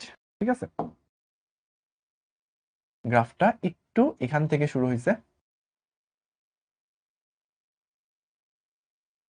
এইভাবে যেতে থাকবে। ঠিক আছে, এখন আপনি বলতে পারেন যে ভাইয়া এই জায়গায় হবে হচ্ছে ধরেন এইটুকু হওয়ার কথা, মানে এইভাবে যখন আসে একটা পূর্ণ কার্ভ যখন কমপ্লিট করে, নর্মালি নীল কালারটা দেখেন এইটুকু হওয়ার কথা পর্যায়কাল, মানে পর্যায়কালে 4/1 এইটুকু হওয়ার কথা t/2, তারপর এইখানে যায় হওয়ার কথা t, তাহলে ব্যাপারটা এইরকম চলে আসবে। এই জায়গায় আপনি পাবেন হচ্ছে t/4, তারপর আপনি এই জায়গায় পাবেন হচ্ছে t/2, তারপর আপনার যখন হচ্ছে এই পয়েন্টে যায় পৌঁছাবে তখন এইখানে পাবেন আপনি t, তারপর আপনার এখান থেকে একটু পরে এখানে পাবেন আপনি 3t/4। এইভাবে হচ্ছে বাদ বাকিগুলা কন্টিনিউ হইতে থাকবে। বলতে পারেন ভাইয়া আমি তো নর্মালি এই জায়গায় t/4 পাইতাম, এখন একটু সামনে যায় পাবো, কারণ কি আমার পুরো অংশটা এখানে আসে নাই, আমার একটু পর থেকে শুরু হয়েছে, তাই আমার t/4টা একটু পরে পাবো। আর একদম যখন বটমে গেছি তখন আমার t/2 আসার কথা, ওই একই কারণে একটু পরে থেকে শুরু হবে। এই জিরো অতিক্রম করার সময় 3t/4 হওয়ার কথা, বাট আমরা একটু পর থেকে পাবো। একই রকম ভাবে এখানে ম্যাক্সে পৌঁছানোর পর টি পাওয়ার কথা, যেহেতু শুরু হয়েছে একটু পর থেকে, এখানে আমরা পাবো হচ্ছে টিটা একটু পরে। তো এইদিকে হচ্ছে আমি টাইম আঁকছি, এইদিকে হচ্ছে আমি বেগ আঁকছি, এই হচ্ছে আমার বেগ ভার্সেস টাইমের গ্রাফ। ওকে, এইটুকু কি বুঝতে পারছেন? একজন জিজ্ঞেস করছে 108 কি? 108 হচ্ছে বিস্তার, বেগের সর্বোচ্চ মান কি 108, তাহলে সর্বোচ্চ মান কতটুকু? এইটুকু। ওই সর্বোচ্চ মান উপরের দিকে 108, সর্বনিম্ন মান মানে নিচের দিকে সর্বোচ্চ মান যদি চিন্তা করি নেগেটিভ দিকে -108। ঠিক আছে, তো এইটুকু কি তাহলে বুঝতে পারছি আমরা? যদি বুঝতে পারি একটু কমেন্ট করে ভাইয়াকে জানাবেন। শর্ট সিলেবাসে কি এই চ্যাপ্টার ছিল কিনা গত বছর পর্যন্ত? না, এই চ্যাপ্টারটা শর্ট সিলেবাসে ছিল না, এটা নতুন অ্যাড হয়েছে। মানে 2021 ব্যাচের পর 2026 আপনারাই হচ্ছে মোটামুটি প্রথমবার এটা করতেছেন। গত বছর এই চ্যাপ্টারটা পড়াইছিলাম, আমি পড়াইছিলাম, বাট খুব অল্প 4টা বা 5টা ক্লাসে শেষ করছি, তো পুরা ডিটেলসে সবকিছু হচ্ছে করানোর সুযোগ পাইনি। অনেকে বলছেন ক্লিয়ার, ডান, এইটুকুই এনাফ। তাহলে আমরা 2টা অলরেডি করে ফেললাম, এবার আমরা 3 নাম্বার সিকিউটা করব। এটা হচ্ছে দিনাজপুর বোর্ড 2019-এ আসা। তো ফার্স্টে আমি যেই কাজ করব যে কোশ্চেনটার দিকে খেয়াল করব। কোশ্চেন আমাকে কি বলছে? এ সুশলাকা দ্বারা শীর্ষ শব্দের তরঙ্গ দৈর্ঘ্য, দ্যাট মিন্স আমাকে ল্যামডা এটা জিজ্ঞেস করতেছে কত। তাহলে এই সুশলাকা দ্বারা সৃষ্ট শব্দ তরঙ্গের কিছু একটা সমীকরণ দেওয়া আছে। আচ্ছা, বাদ বাকি জিনিস আর দেখা লাগবে না আমার। তাহলে গতে যদি আমি যাই, সমীকরণ কি দেওয়া? y = 0.7 sine. একটু নিচ থেকে লিখি তাহলে সুবিধা হবে। y = 0.7 sine. আমি একটা কাজ করি, আমি প্রথমেই হচ্ছে পাই সহ জিনিসগুলোকে ভিতরে নিয়ে যাই, তাহলে আমার জন্য সুবিধা। তো 500 পাই টি, 500 পাই টি, তারপর কি আছে -1.47, পাইটা ভিতরে গুণ হয়ে গেল, ইন্টু এক্স, এই থাকে আমার সিস্টেম। এখন আমাকে বলছে তরঙ্গ দৈর্ঘ্য কত। তো খুবই সিম্পল, আমরা একটু আগেও সেম জিনিস দেখে আসছি যে ভিতরের এই টার্মটা এটা কি হয়? 2π/λ হয়। তো আমরা তাহলে এখন বলবো নাও 2π/λ = 1.47 পাই। এবার কি হবে? এবার হচ্ছে যে পাই পাই কাটাকাটি চলে যাবে, দ্যাট মিন্স আপনি এখান থেকে ল্যামডা পেয়ে যাবেন হচ্ছে 2/1.47। এককটা কিসে দেওয়া ছিল? এককটা হচ্ছে সব এসআই এককে, তাহলে অ্যান্সারটা মিটারে আসবে। তাহলে আমরা একটু করি, দেখি কত পাই। অলরেডি করে ফেলছে কয়েকজন। 1.47, দ্যাট মিন্স আসছে 1.36 মিটার। আরো কিছু দশমিকের পর আছে, ওইটা না বসাই। তাহলে এইটুকু কি ক্লিয়ার? অনেকে করে ফেলছে, দেখে ভালো লাগতেছে। ওদের কি আজকে আর ক্লাস আছে ভাইয়া? মানে ওদেরই ক্লিয়ার ক্লিয়ার, ওকে ডান। অনেকে করে ফেলছেন, সো আমরা জাস্ট কিছুই করি নাই। পাইটা বাইরে ছিল, এই যে এই পাইটা বাইরে ছিল, আমরা করছি কি এটা ভিতরে গুণ দিয়ে দিছি। গুণ দেওয়ার পর ভিতরে চলে আসছে, টি এর সাথেও আসছে, এক্স এর সাথেও আসছে। তো এক্স এর সহগ যেটা থাকে টোটাল সহগটা, সেটা 2π/λ। 2π/λ জায়গায় 1.47 পাই আছে, পাই পাই কাটাকাটি দিলাম, ল্যামডার ভ্যালুটা বের হয়ে গেল। এটাই হচ্ছে আমাদের অ্যান্সার। অ্যান্সারটা মিটারে, কারণ কি সবগুলা কি আসছে এসআই এককে বলছে, এই কারণে। তাহলে এইটা শেষ, এবার হচ্ছে ডান। ঘ নাম্বারটা করব। এ ও বি কে একত্রে কাঁপানো হলে বিট শোনা যাবে কিনা। তাহলে আমাকে ফার্স্ট অফ অল কি বের করা লাগবে? এফ এ কত, এফ বি কত। এফ বি মানে কিন্তু ফেসবুক না, এফ বি বলতে হচ্ছে বি সুষমাকার কম্পাঙ্ক বোঝাচ্ছে। তাহলে এফ এ আর এফ বি দুইটা বের করব, বের করে দেখবো যে দুইটার ডিফারেন্স কি 10-এর মধ্যে থাকে কিনা। 10-এর মধ্যে থাকলে বিট শোনা যাবে, 10-এর বেশি হলে শোনা যাবে না। তাহলে আমাদের ফার্স্ট স্টেপ হচ্ছে এর কম্পাঙ্ক বের করা। তো আমাদের এর জন্য যে সমীকরণটা দেওয়া ছিল, দেখেন খেয়াল করে, 0.7 সাইন আবারও পাইটাকে ভিতরে গুণ দিয়ে নিব 500 পাই টি মাইনাস 1.47 পাই এক্স। এবার খেয়াল করেন ভাই যে টি এর সাথে জিনিসটা গুণাকারে থাকে, এটাই আসলে কি থাকে, টুয়াইস পাই এফ। তার মানে টুয়াইস পাই এফটা কত, 500 পাই। এখান থেকে বুঝতেই পারতেছেন এই যে পাই পাই কাটাকাটি যাবে, তাহলে আমরা পেয়ে যাব এফ এ, এটার আমরা পাচ্ছি 2 দ্বারা ভাগ করলে 250 হার্জ। আমি একটা অংশ পেয়ে গেলাম যে এ এর ফ্রিকোয়েন্সি কত। এবার বি এর ফ্রিকোয়েন্সি বের করার জন্য আমাকে হচ্ছে পরের অংশগুলো একটু দেখতে হবে। অপর একটি বিশ্বশলাকা সোনোমিটারে তারের এত দৈর্ঘ্যে, তার মানে লেন্থ দেওয়া আছে, মূল সুরের সাথে ঐকতান সৃষ্টি করে। তারপর হচ্ছে তারটি এত বল দ্বারা, মানে টান বলটার জন্য ওজনটা দেওয়া আছে, তারটির 1 মিটার দৈর্ঘ্যে ভর মানে নিউ দেওয়া আছে। তাহলে বলছে কি যে আমরা যে টানা তারে কম্পন পড়ছিলাম না, T f is equals to 1/12 T by mu. তো ওই টানা তারে যে কম্পনটা তৈরি হয়, ওই কম্পনের সাথে বি সুশলাকাটা ঐকতানে থাকে। ঐকতানে থাকা মানে হচ্ছে একই ফ্রিকোয়েন্সি হওয়া। তার মানে ওই টানা তারের কম্পন যা, বি সুশলাকাটার কম্পাঙ্ক এক্স্যাক্টলি তা। তাহলে এইখান থেকে আমরা যেটা করতে পারি, এখান থেকে আমরা যেটা বের করতে পারি, এফ বি হচ্ছে 1/12 টি বাই মিউ। এখন আমাকে এল কি দেওয়া আছে, দেখেন এলটা দেওয়া আছে 2 ইন্টু 1/2 ইন্টু কত, দৈর্ঘ্য দেওয়া 0.25 root over T by mu. দেখেন বলছে কি 5 কেজি ওয়েট বল দ্বারা টানতেছে, তার মানে টানটা হচ্ছে 5 কেজি, বাট 1 কেজি ওয়েট মানে কি 1 কেজি ইন্টু 9.8 এত নিউটন।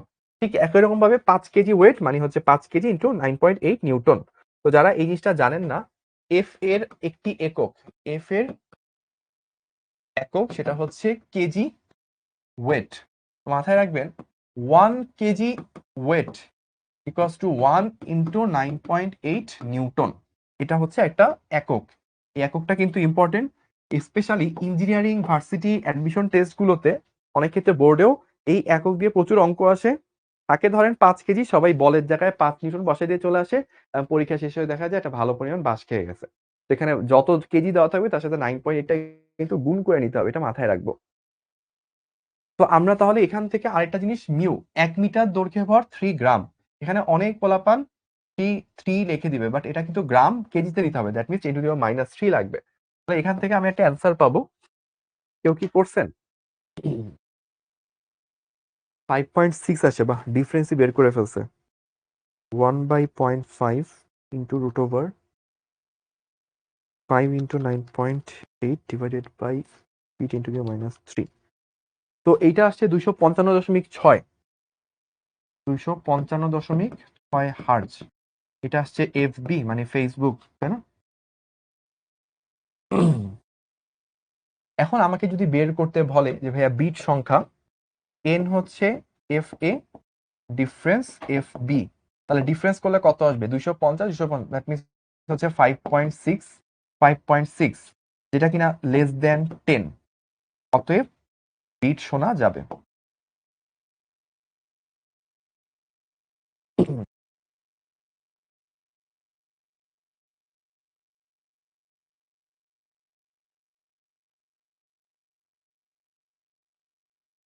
ওকে, তাহলে আমরা এইটুকু পর্যন্ত কি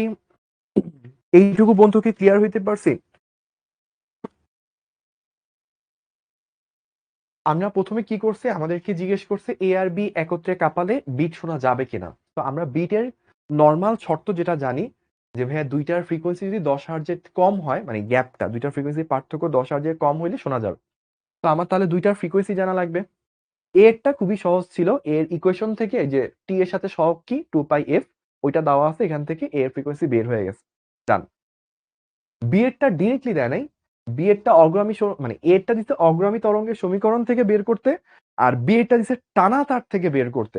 তো বলছে বি এর ফ্রিকোয়েন্সিটা টানা তারের সাথে ঐকতানে থাকে, দ্যাট মিনস টানা তারের কম্পনটাই বি এর কম্পাঙ্কের সমান।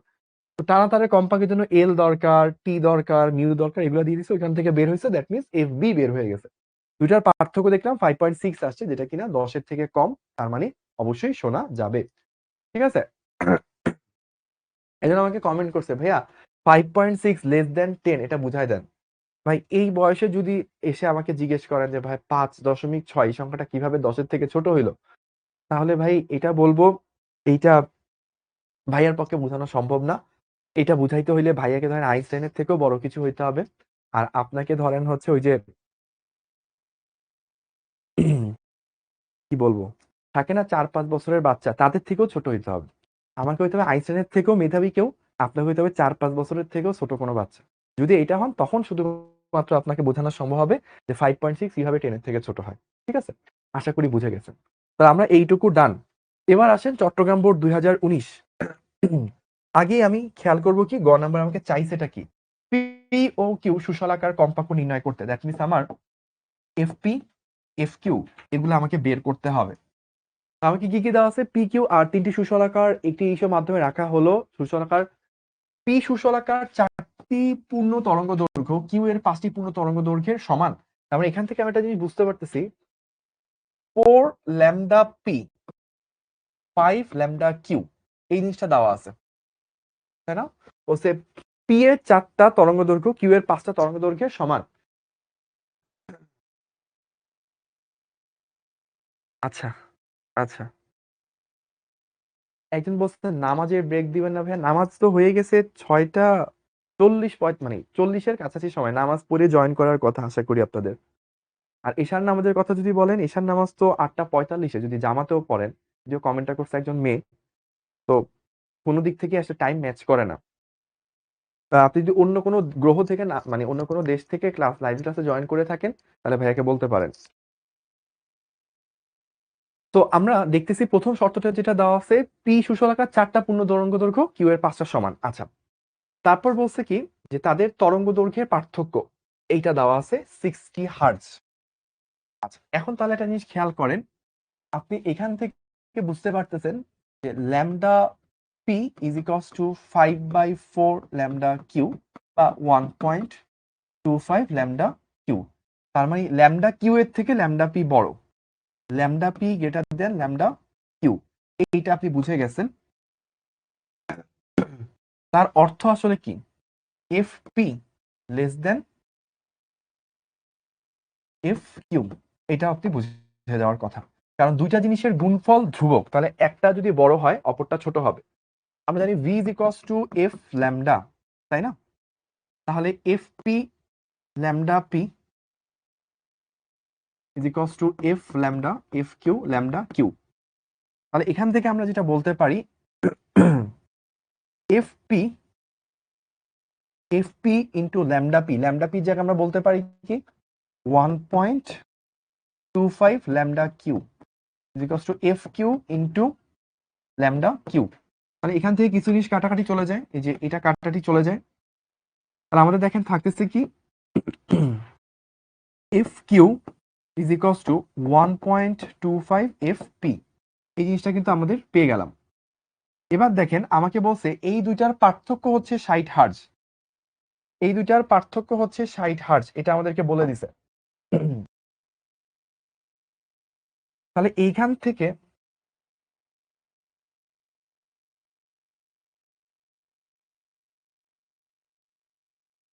এইখান থেকে আমি একটা জিনিস বুঝতে পারলাম, সেটা কি সেটা হচ্ছে আমাদের যেহেতু দাওয়া আছে হচ্ছে দুইটার ডিফারেন্স হচ্ছে 60 হার্জ, এফ কিউটা বড়, তার মানে f q minus f p equals to 60। এখন এফ কিউর জায়গায় আমি কি লিখতে পারি, 1.25 f p minus f p is equals to 60। তাহলে এখান থেকে আমি পাচ্ছি f p is equals to 60 divided by 0.25, that means 4 দিয়ে গুণ হবে, 4 6 24, 240 হার্জ। এটা পেয়ে গেলাম। আমি এফপি যদি পেয়ে যাই, এফ কিউটা ইজিলি পেয়ে যাওয়ার কথা, জাস্ট 1.25 দ্বারা গুণ দিব ইন্টু 240। তাহলে 240 তাহলে 60 যুক্ত হয়ে 300 হার্জ হওয়ার কথা। যাদের কাছে ক্যালকুলেটর আছে হাতের মধ্যে, যারা হচ্ছে সৌভাগ্যবান, তারা আমাকে একটু কমেন্ট করে বলতে পারেন যে ভাই আপনাদের অ্যান্সার গুলো আমার সাথে মিলছে কিনা। 240 300 অলরেডি মিলে গেছে। ভাইয়া নাস্তা করার ব্রেক দিবেন? অবশ্যই দিব, বাট শর্ত হচ্ছে আমার এখানে এসে আমাকে মজা মজা নাস্তা উপহার দিয়ে যেতে হবে। গুলশান 2 অবস্থান করছি ভাইয়া এই মুহূর্তে। যদি কেউ আমাকে এরকম নাস্তা দিয়ে দিতে পারে অবশ্যই ভাইয়া, কথা দিলাম, প্রমিস করতেছি আমি আপনাকে নাস্তার ব্রেক দিব। আচ্ছা, এই যে 200 300 240 300 অনেকে করে করে ফেলছেন, তাহলে আমাদের ডান, এটা আমরা করে ফেললাম। তাহলে আমাদেরকে শর্ত দেওয়া ছিল দুইটা। এক নাম্বার শর্ত দেওয়া ছিল হচ্ছে পি এর 4টা ল্যামডা কিউ এর 5টা ল্যামডা সমান। এটাকে আমরা ইমপ্লিমেন্ট করছি, দেখলাম যে lambda P R lambda q এর মাঝে সম্পর্কটা কি, ল্যামডা পি হচ্ছে ল্যামডা কিউ এর 1.25 গুণ। এইটাকে ইউজ করে V equals to f lambda use করছি, যেহেতু একই মাধ্যমে, সো ভিটা সেম। সো এখান থেকে আমরা যেটা করতে পারি যে F p into lambda P এর জায়গায় ল্যামডা কিউ এর সাথে রিলেশনটা বসাই দিয়ে F P R F Q এর মাঝে একটা রিলেশন পাইলাম। এবার আমাদেরকে কোশ্চেন দেওয়া আছে দুইটার পার্থক্য 60, তার মানে বড়টা থেকে ছোটটা বিয়োগ দিলে 60 হবে। মান বসে আমরা এফপি পাইলাম, এখান থেকে এফ কিউ চলে আসলো। ঠিক আছে, ওকে। তাহলে আমরা এইটুকু ডান। যেহেতু এখন পর্যন্ত কেউ নাস্তা নিয়ে আসতে পারেন নাই, আমি ব্রেক দিতে পারতেছি না, আমাকে পরের কোশ্চেনেতে যাওয়া লাগতেছে। বলছে কি পদক্ষেপ গ্রহণ করলে আর সুশলাকার তরঙ্গ দ্বারা স্থির তরঙ্গ পাওয়া যাবে? খুবই সহজ কোশ্চেন। তো আমরা দেখি কি করা যায়। মানে কোশ্চেন পড়ার আগেই মনে হচ্ছে সহজ, কি জন্য? পি কিউ রিলেটেড কিছু কাহিনী এখানে বলছে। এবার আর এর কাহিনী দেখি কি বলছে। আর হচ্ছে এখান থেকে শুরু, কিন্তু থেকে বলে না, আর যে গাড়ির বিজ্ঞাপন দেখছেন কিনা আমাদের, গাড়ির বিজ্ঞাপন এরকম থাকে যে গাড়ি যে বেচতেছে সে এরকম বলে আমার গাড়িটা 99% ওকে, মাঝে মাঝে শুধু ব্রেকটা কাজ করে না। ঠিক আছে, ওরও এরকম দেখে সবকিছু ইজি ঠিক আছে, কিন্তু ওই যে কিন্তু শুরু হয়েছে, কিন্তু মানেই হচ্ছে একটা ঝামেলা আছে। আর সুশলাকা দ্বারা সৃষ্ট অগ্রমী তরঙ্গের সমীকরণ দেওয়া আছে, কি পদক্ষেপ নিলে আর সুশলাকা দ্বারা স্থির তরঙ্গ তৈরি করা যায়? ফার্স্ট অফ অল তার তরঙ্গের ইকুয়েশনটা লিখতে হবে। ওয়াই ইকুয়ালস টু কত? 0.2 sin 2 pi 100t minus x by 15। ঠিক আছে, এখন আমরা যদি স্থির তরঙ্গ তৈরি করতে চাই তাহলে আমাকে কি করতে হবে? এটা হচ্ছে থিওরিটিক্যাল কোশ্চেন, মানে ম্যাথমেটিক্যাল খুব বেশি কিছু নাই এটার মধ্যে।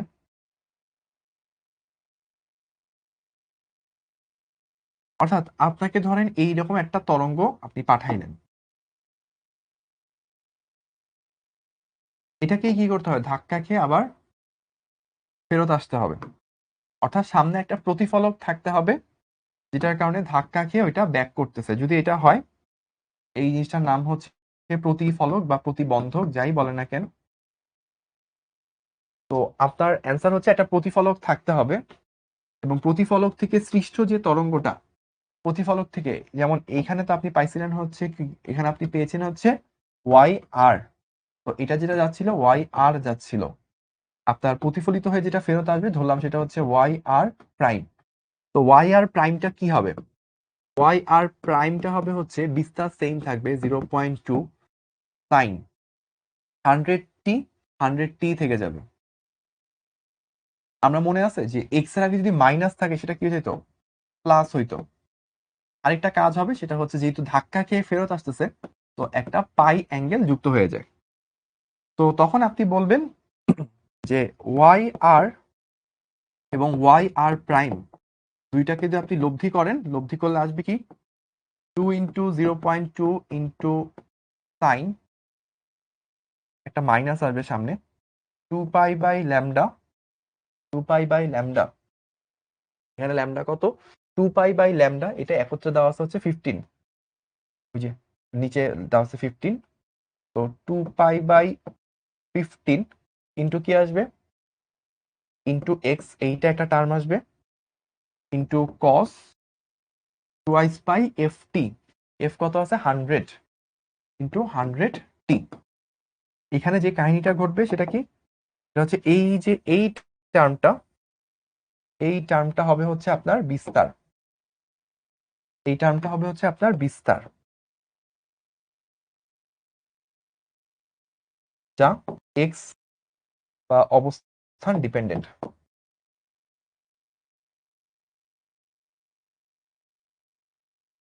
অর্থাৎ স্থির তরঙ্গ তৈরি হয়েছে।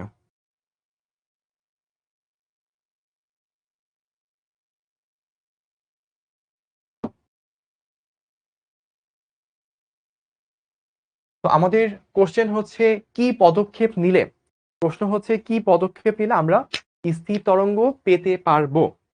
তো একটা তরঙ্গ যাচ্ছিল, আমি যদি সামনে একটা প্রতিবন্ধক রাখি, এভাবে একটা তরঙ্গ আসতেছিল, একটা প্রতিবন্ধক রাখছি, রাখলে ধাক্কা খেয়ে প্রতিফলিত তরঙ্গটা আগত তরঙ্গের সাথে উপরিপাতিত হবে, উপরিপাতিত হয়ে প্রতিফলিত স্থির তরঙ্গ তৈরি হবে। এটাই হচ্ছে অ্যান্সার।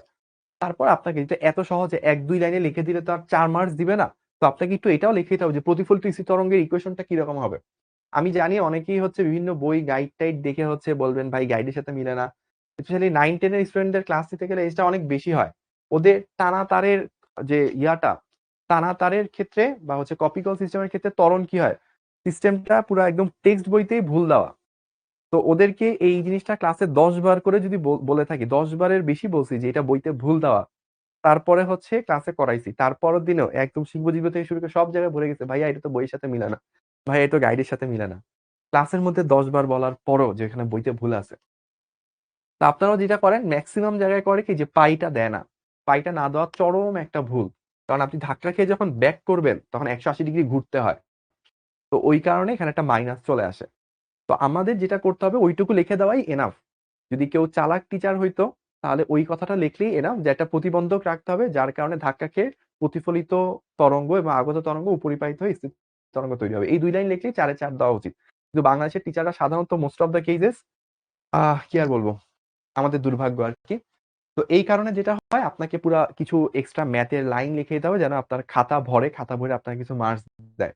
তো আপনাকে এখানে এই জিনিসটা লিখতে হবে যে প্রতিফলিত তরঙ্গটার ইকুয়েশন কি হবে, বিস্তার সেম থাকবে, ফ্রিকোয়েন্সি সেম থাকবে, জাস্ট এক্স এর আগে মাইনাসটা প্লাস হয়ে যাবে। আমি একটা জিনিস একটু আপনাদের কনসেন্ট্রেশন চেক করতেছিলাম, আপনারা কেউ বলতে পারেননি এখানে এক্স হবে আসলে, এখানে কপি পেস্ট করতে যে আমাদের পাই চলে আসছে।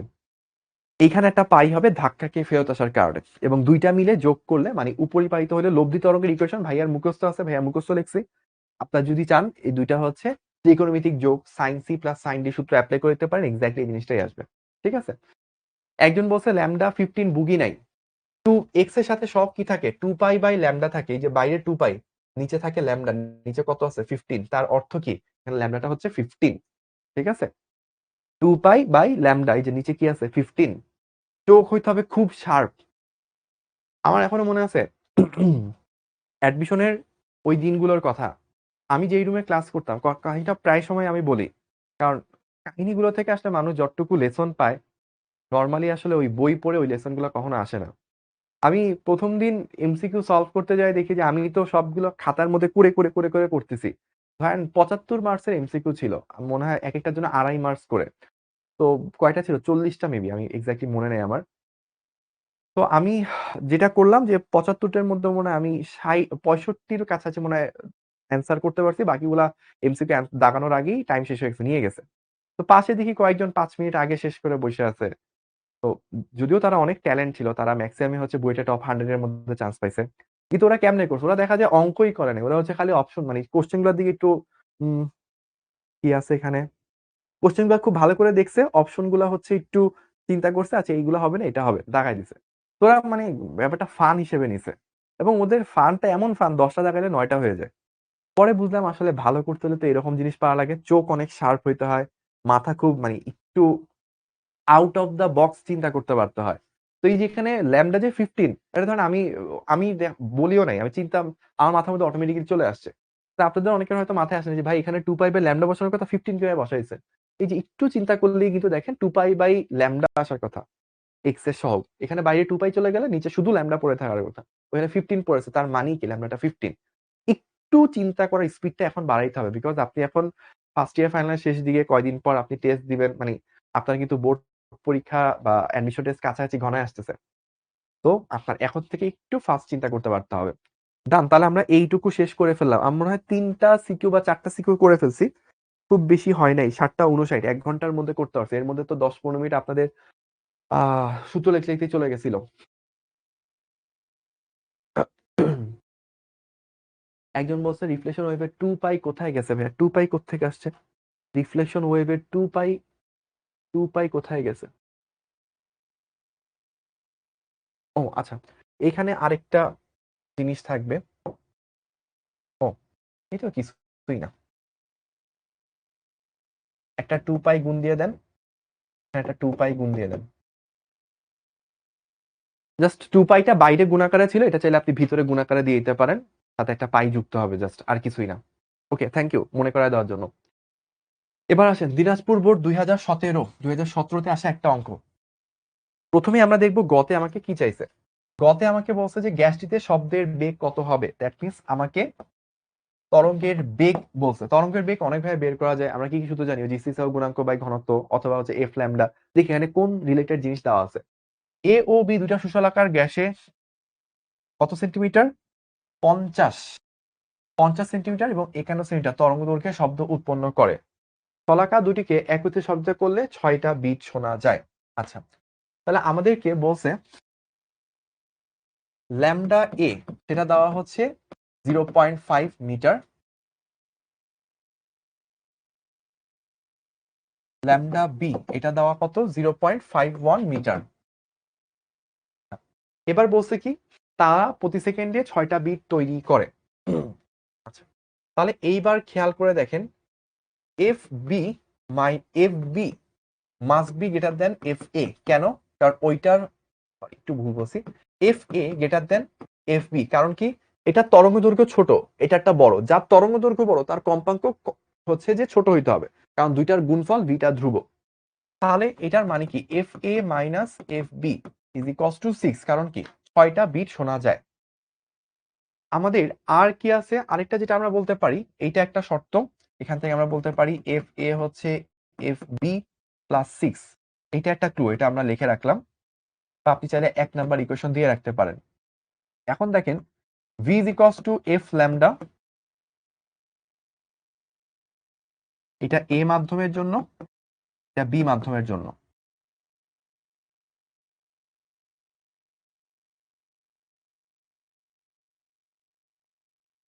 এখন আপনি একটু খেয়াল করে দেখেন, আমরা f এর জায়গায় লিখতে পারি এফ বি প্লাস 6, ল্যামডা এর জায়গায় আমরা লিখতে পারি 0.5 এফ বি ইন্টু 0.51। তাহলে এই ইকুয়েশনে একটাই আননোন, এখান থেকে সলভ করলে এফ বি কত পেয়ে যাব, তারপর এফ এ হবে কত, এফ বি যেটা আসে সেটার সাথে 6 জাস্ট যুক্ত করে দিব, তাহলে এফ এ কত সেটাও পেয়ে যাব। যদিও দুইটা আমার লাগবে না, শুধু এফ বি হইলেই আমার এনাফ। আমি একটু এই কোয়েশন থেকে সলভ করব এফ বি কত। দেখেন আমি কিভাবে বের করি, এফ বি হচ্ছে আমি যদি বের করতে চাই তাহলে আমার কত আসবে 6 ইন্টু 0.5, তাই না?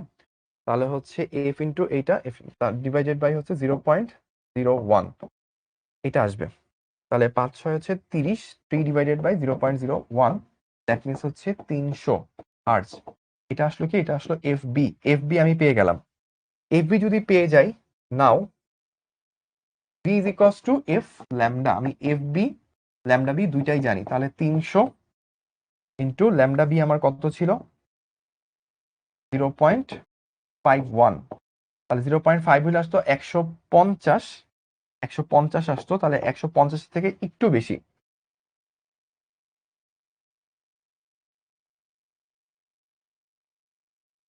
153।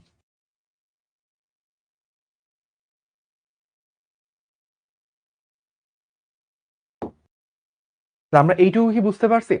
অলরেডি অনেকে করছে, মিমি, সৌরভ, সাদিকুর, শ্রাবন্তী, সুভানা, অনন্যা, সঙ্গীতা, নুসরাত, মৌ, তাওসিন, ওকে অনেকে করে ফেলছে, থ্যাংক ইউ আপনাদেরকে যারা যারা করতে পারছেন। তো আমাদের এখানে সিস্টেমটা কি ছিল ভাইয়া, সিস্টেমটা ছিল হচ্ছে আমাদের দুইটা তরঙ্গ দৈর্ঘ্য দেওয়া এ আর বি মাধ্যমে, দেখা যাচ্ছে এ মাধ্যমে ল্যামডা ছোট, তার মানে ওখানে ফ্রিকোয়েন্সিটা বড় হবে, তাহলে বিয়োগফলটা 6 দেওয়া এফ এ আর এফ বি মাঝে রিলেশন বের করলাম, তারপর ভি কস টু এফ ল্যামডা ইউজ করলাম, এফ এর জায়গায় এফ এর মানটা বসাই দিলাম, তারপর কাটাকাটি করে এখান থেকে এফ বিটা পেয়ে গেলাম, এফ বি আসলো 300, এখান থেকে আমার ভি কস টু এফ ল্যামডা, বি মাধ্যমে ল্যামডা এবং এফ দুইটাই জানি, তো এখান থেকে আমরা এটা পেয়ে গেলাম। ওকে ওকে, তাহলে আমরা এইটুকু ডান করে ফেললাম।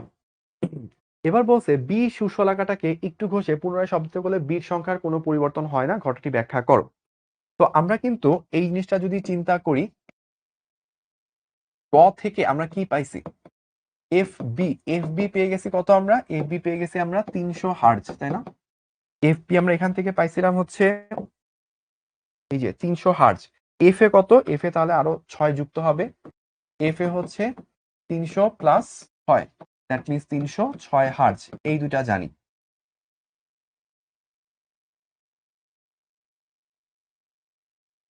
তো আমরা এই দুইটা জিনিস জানি যে এফ এ কত আর এফ বি কত। বলছে বি শস্যলাকাটাকে একটু ঘষে পুনরায় শব্দতে বললে বিট সংখ্যার কোনো পরিবর্তন হয় না, কেন সেটা ব্যাখ্যা করতে হবে। আমরা এইটাকে একটু চিত্রের মাধ্যমে ব্যাখ্যা করব। তো এইটা ধরেন হচ্ছে আমাদের F A F sorry F এ কত দেওয়া ছিল 306। আচ্ছা, আর এফ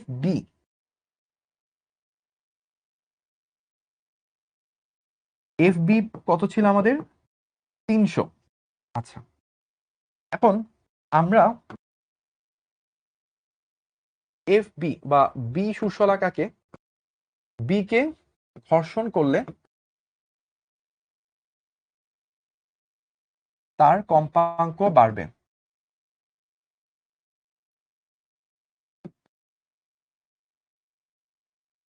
এখন বলছে কম্পাঙ্ক বেড়ে কি বলছে বিট সংখ্যার কোনো পরিবর্তন হয় না। তো এই এফ বিটাকে যদি বাড়াইতে বাড়াইতে 300 থেকে বাড়াইতে বাড়াইতে যদি 312 পর্যন্ত নিতে পারতাম, যদি এফ বি বৃদ্ধি পেয়ে 312 হার্জ হয়, তবে পার্থক্য f b prime minus f a equals to 6 hertz, যা পূর্বের সমান, অর্থাৎ সমান সংখ্যক বিট।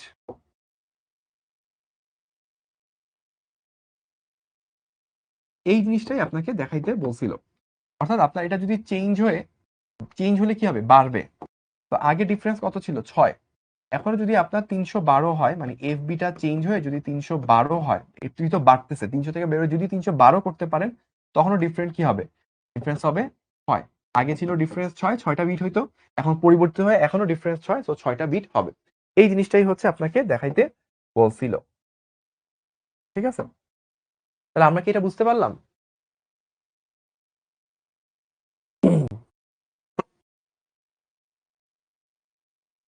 আচ্ছা, আহনাফ আহনাফ সুন্দর একটা কমেন্ট করছে। আহনাফ বলছে, ওর পুরো নাম কি, আহনাফ ওয়াদুদ। কালকে কলেজে যাব না, আপনার এই ক্লাসটা করব ইনশাল্লাহ। আচ্ছা, ধন্যবাদ আপনাকে আহনাফকে সুন্দর কমেন্টের জন্য। তবে একটু খেয়াল রাখেন, কলেজে যেমন আমিও অনেক কম যেতাম, 2 বছরে 20 দিনও যাইনি, কিন্তু খেয়াল রাখতে হবে স্যারদেরকে খুব বেশি রাগানো যাবে না। খুব স্পেসিফিক জরুরি ক্লাস যদি হয় সেটা মিস না দেওয়াই ভালো। তবে যদি মোটামুটি পরীক্ষা টরীক্ষার ঝামেলা না থাকে, অ্যাডমিট কার্ড দিচ্ছে ওইরকম স্পেসিফিক খুব ইম্পর্টেন্ট ডেট না হয়, সেই ক্ষেত্রে আপনার অনেক পড়া জমে থাকতে কলেজে যাওয়ার থেকে বাসায় বসে পড়া শেষ করা এটা বুদ্ধিমানের কাজ। ওকে, এমন একটা ম্যাথ ক্লাসে করাইছিলেন, হ্যাঁ ওই যে বলছিলাম আজকের ক্লাস আমি চাইছিলাম, শুরুতেই বলছিলাম, মনে আছে কিনা জানি না, আমি চাইছিলামই আজকের ক্লাসটা হচ্ছে এরকম করার যেন আপনারা ক্লাসটা করার পর বিরক্ত লাগে। কেন বিরক্ত লাগে, যে ভাই এগুলা যা করাচ্ছে সবই তো আগে করাইছি বা সবই তো আগের ক্লাসগুলোতে পাইছি। তো এই জিনিসটা যদি হয়ে থাকে তার মানে আমি সাকসেসফুল, যে হ্যাঁ আগের জিনিসগুলোর সাথে রিপিট করতেছে, মানে আমি সবকিছু আপনাকে পড়াইতে পারছিলাম। ঠিক আছে, ওকে, তাহলে আমরা এইটুকু করে ফেললাম। তারপর আসে নটরডেম কলেজে আসে একটা অঙ্ক, আমরা তার মানে 5টা সিকিউ শেষ করে ফেলছি। আমার যতটুকু মনে পড়ে বোর্ডের 5টা আর হচ্ছে কলেজের 3টা, টোটাল 8টা সিকিউ ছিল। নটরডেম কলেজ থেকে আসা একটা প্রশ্ন, আমরা এখন এটা সলভ করব। উৎস হতে ন্যূনতম কত দূরে শব্দের তীব্রতা লেভেল 0 ডেসিবল হবে? আচ্ছা, তাহলে আমাকে এই পুরো জিনিসটা পড়া লাগবে। গাছের ডালে বসা একটি পাখি অনবরত একই শক্তিতে ডাকতেছে। একজন পর্যবেক্ষক পাখির ডাকের তীব্রতা পর্যবেক্ষণ শুরু করার পর পাখির অবস্থান হতে তার অবস্থানের দূরত্ব দ্বিগুণ করে পাখি সৃষ্ট, আচ্ছা তারপর পাখি সৃষ্ট শব্দের ক্ষমতা, পাওয়ারটা দিয়ে দিছে। আচ্ছা, তো আমাকে বলছে, আমরা এই জিনিসটা তো জানি, I is equals to p divided by 4 pi r square, এই জিনিসটা আমরা জানি। এখন দেখেন আমাকে যেটা করতে হবে, আমাকে প্রথমত কি বলছে ভাইয়া, আমাকে প্রথমত বলছে হচ্ছে তীব্রতা লেভেল 0 হইতে হবে। দ্যাট মিনস বিটা হচ্ছে আমরা কি জানি 10 log I divided by I nought equals to 0। 0 হইতে হবে এটা। তার মানে log I by I naught equals to 0. I by I naught is equals to 10 to the power 0, that means 1. তার মানে I হইতে হবে হচ্ছে I naught এর সমান, যেটা কিনা 10 to the power minus 12 watt per metre square. এইটুকু আমরা বের টের করে ফেললাম। ওকে, আচ্ছা এখন দেখেন আমাকে বলছে উৎস থেকে কত দূরত্বে রাখলে এই জিনিসটা পসিবল হবে। এখন আমরা জানি I is equals to P divided by 4 pi r square, যে P divided by A ওইখান থেকে আসছে। তাহলে এইটা আমরা পাইলাম 10 to the power minus 12 হইতে হবে। P দেওয়া ছিল 10 to the power minus 7, 4 pi into r square, সবকিছু জানি, এখান থেকে r আমরা পেয়ে যাব। r হবে কত, 10 to the power minus 7 divided by 4 pi into 10 to the power minus 12, যেটা আসবে সেটার রুট। তাহলে এখান থেকে 10 to the power 5 by 4 pi, 4 pi মানে 3 4 12, 12 থেকে একটু বেশি মানে 13-র মতো হইতে হবে। মানে 1 লক্ষকে 13 দ্বারা ভাগ করব, 10,000-এর থেকে একটু ছোট আসবে, ধরলাম 8,000-এর কাছাকাছি। এটাকে যদি রুট করি তাহলে হচ্ছে এইদিকে তো 800, তাহলে হচ্ছে 4, তাহলে 2 root 2, অনেক ঝামেলা, 9,000 চিন্তা করলে বেটার। তাহলে হচ্ছে 30, 30 ইন্টু রুট 10, 30 ইন্টু 3, তার মানে অ্যান্সারটা হচ্ছে 90 এর কাছাকাছি যাওয়ার কথা। দেখি কত আসে।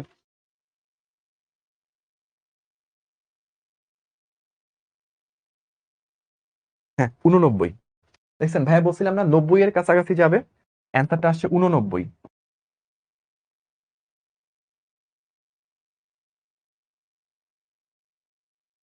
89.206, 89.206। তাহলে আমরা এখান থেকে কি করলাম, তীব্রতার লেভেল আমাকে 0 বানাইতে হবে। ওইখান থেকে আমরা দেখলাম তীব্রতাটা কত দরকার, 10 টু দি পাওয়ার মাইনাস 12 দরকার। তারপর আমরা এখান থেকে আই এর সূত্র বসাইলাম। আই এর অনেকগুলো সূত্র ছিল, মনে আছে আপনাদেরকে শুরুতে, একদম ক্লাসের শুরুতে কিন্তু আই এর অনেকগুলো সূত্র বলছিলাম। ওই যে আপনারা চাইছিলেন না ফিরে দেখা সবকিছু একসাথে, ওই গেল। এখানেই দেখেন এই যে সূত্রের মধ্যে কিন্তু বলে দিয়েছিলাম এইটা হওয়া পসিবল, ই ডিভাইডেড বাই এটি, p divided by a, p divided 4 pi r square. কখন কোনটা কাজে লাগে এক আল্লাহ পাক ভালো জানে। তো এখান থেকে দেখেন আমরা কোনটা কাজে লাগছে, আমাদের হচ্ছে এই যে এইটা কাজে লাগছে। তো একজন বলছে যে ভাইয়া আপনি মানুষ নাকি ভূত। না ভাইয়া মানুষ, হ্যাঁ ভূত না। তবে এই ব্যাপারটা হচ্ছে টাফ, যে আমাকে একটা সময় আসলে মানুষের থেকে অন্য কিছু হইতে বাধ্য করা হয়েছিল। তো সবাই ধরেন মানে সবার লাইফটা থাকে এরকম, টার্গেট করে হচ্ছে এই বোর্ডে অনেক ভালো করতে হবে, বুয়েটে চান্স পাইতে হবে এরকম। আর আমাকে ধরেন কম্পিট করতে হইতো যে নটরডেমে যে ফার্স্ট হবে তার থেকে বেশি পাইতে হবে। আমার টার্গেটটা বা আমার লাইফের স্ট্রাগলটা ছিল এরকম, নটরডেমের যে ফার্স্ট হবে তার থেকে আমাকে বেশি পাইতে হবে। তো তখন চিন্তাই করেন আমাকে আসলে কি স্ট্রাগলের মধ্যে দিয়ে পাড়ি দিতে হয়েছে। তো আমার মাথাকে, আমার মানে মাথাটা দুর্বল ছিল, কিন্তু আমাকে অলওয়েজ প্রেসার দিতে হয়েছে, অলওয়েজ নিজেকে পুশ করতে হয়েছে যে ফার্স্ট ক্যালকুলেশন করতে হবে, সবার আগে ম্যাথ সলভ করতে হবে, সবার থেকে ডিফারেন্ট ওয়েতে ম্যাথটা পারতে হবে, সবার থেকে বেশি স্পিডে ম্যাথটা সলভ করতে হবে, সব কিছুতে বেস্ট হইতে হবে। এটা একটা মানে প্রথম থেকেই প্রেশার ছিল, ইন্টার লাইফে একদম ফার্স্ট থেকেই।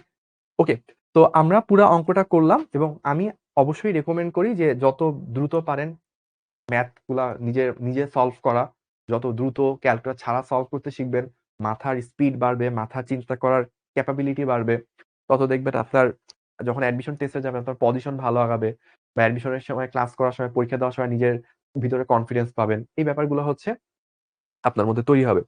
তো আমরা এরপরে ঘ নাম্বারটা দেখবো। ঘ নাম্বার আমাকে কি বলছে, ঘ নাম্বারে বলছে উদ্দীপকের পর্যবেক্ষকের নিকট শব্দের তীব্রতা লেভেলের পরিবর্তন নির্ণয় সম্ভব, গাণিতিকভাবে যাচাই করো। তো আমাকে বলছে পর্যবেক্ষণ শুরু করার পর পাখির অবস্থান হচ্ছে এত, তার অবস্থান দূরত্ব দ্বিগুণ করে উদ্দীপকের পর্যবেক্ষণের নিকট শব্দের তীব্রতা লেভেলের পরিবর্তন। খেয়াল করেন,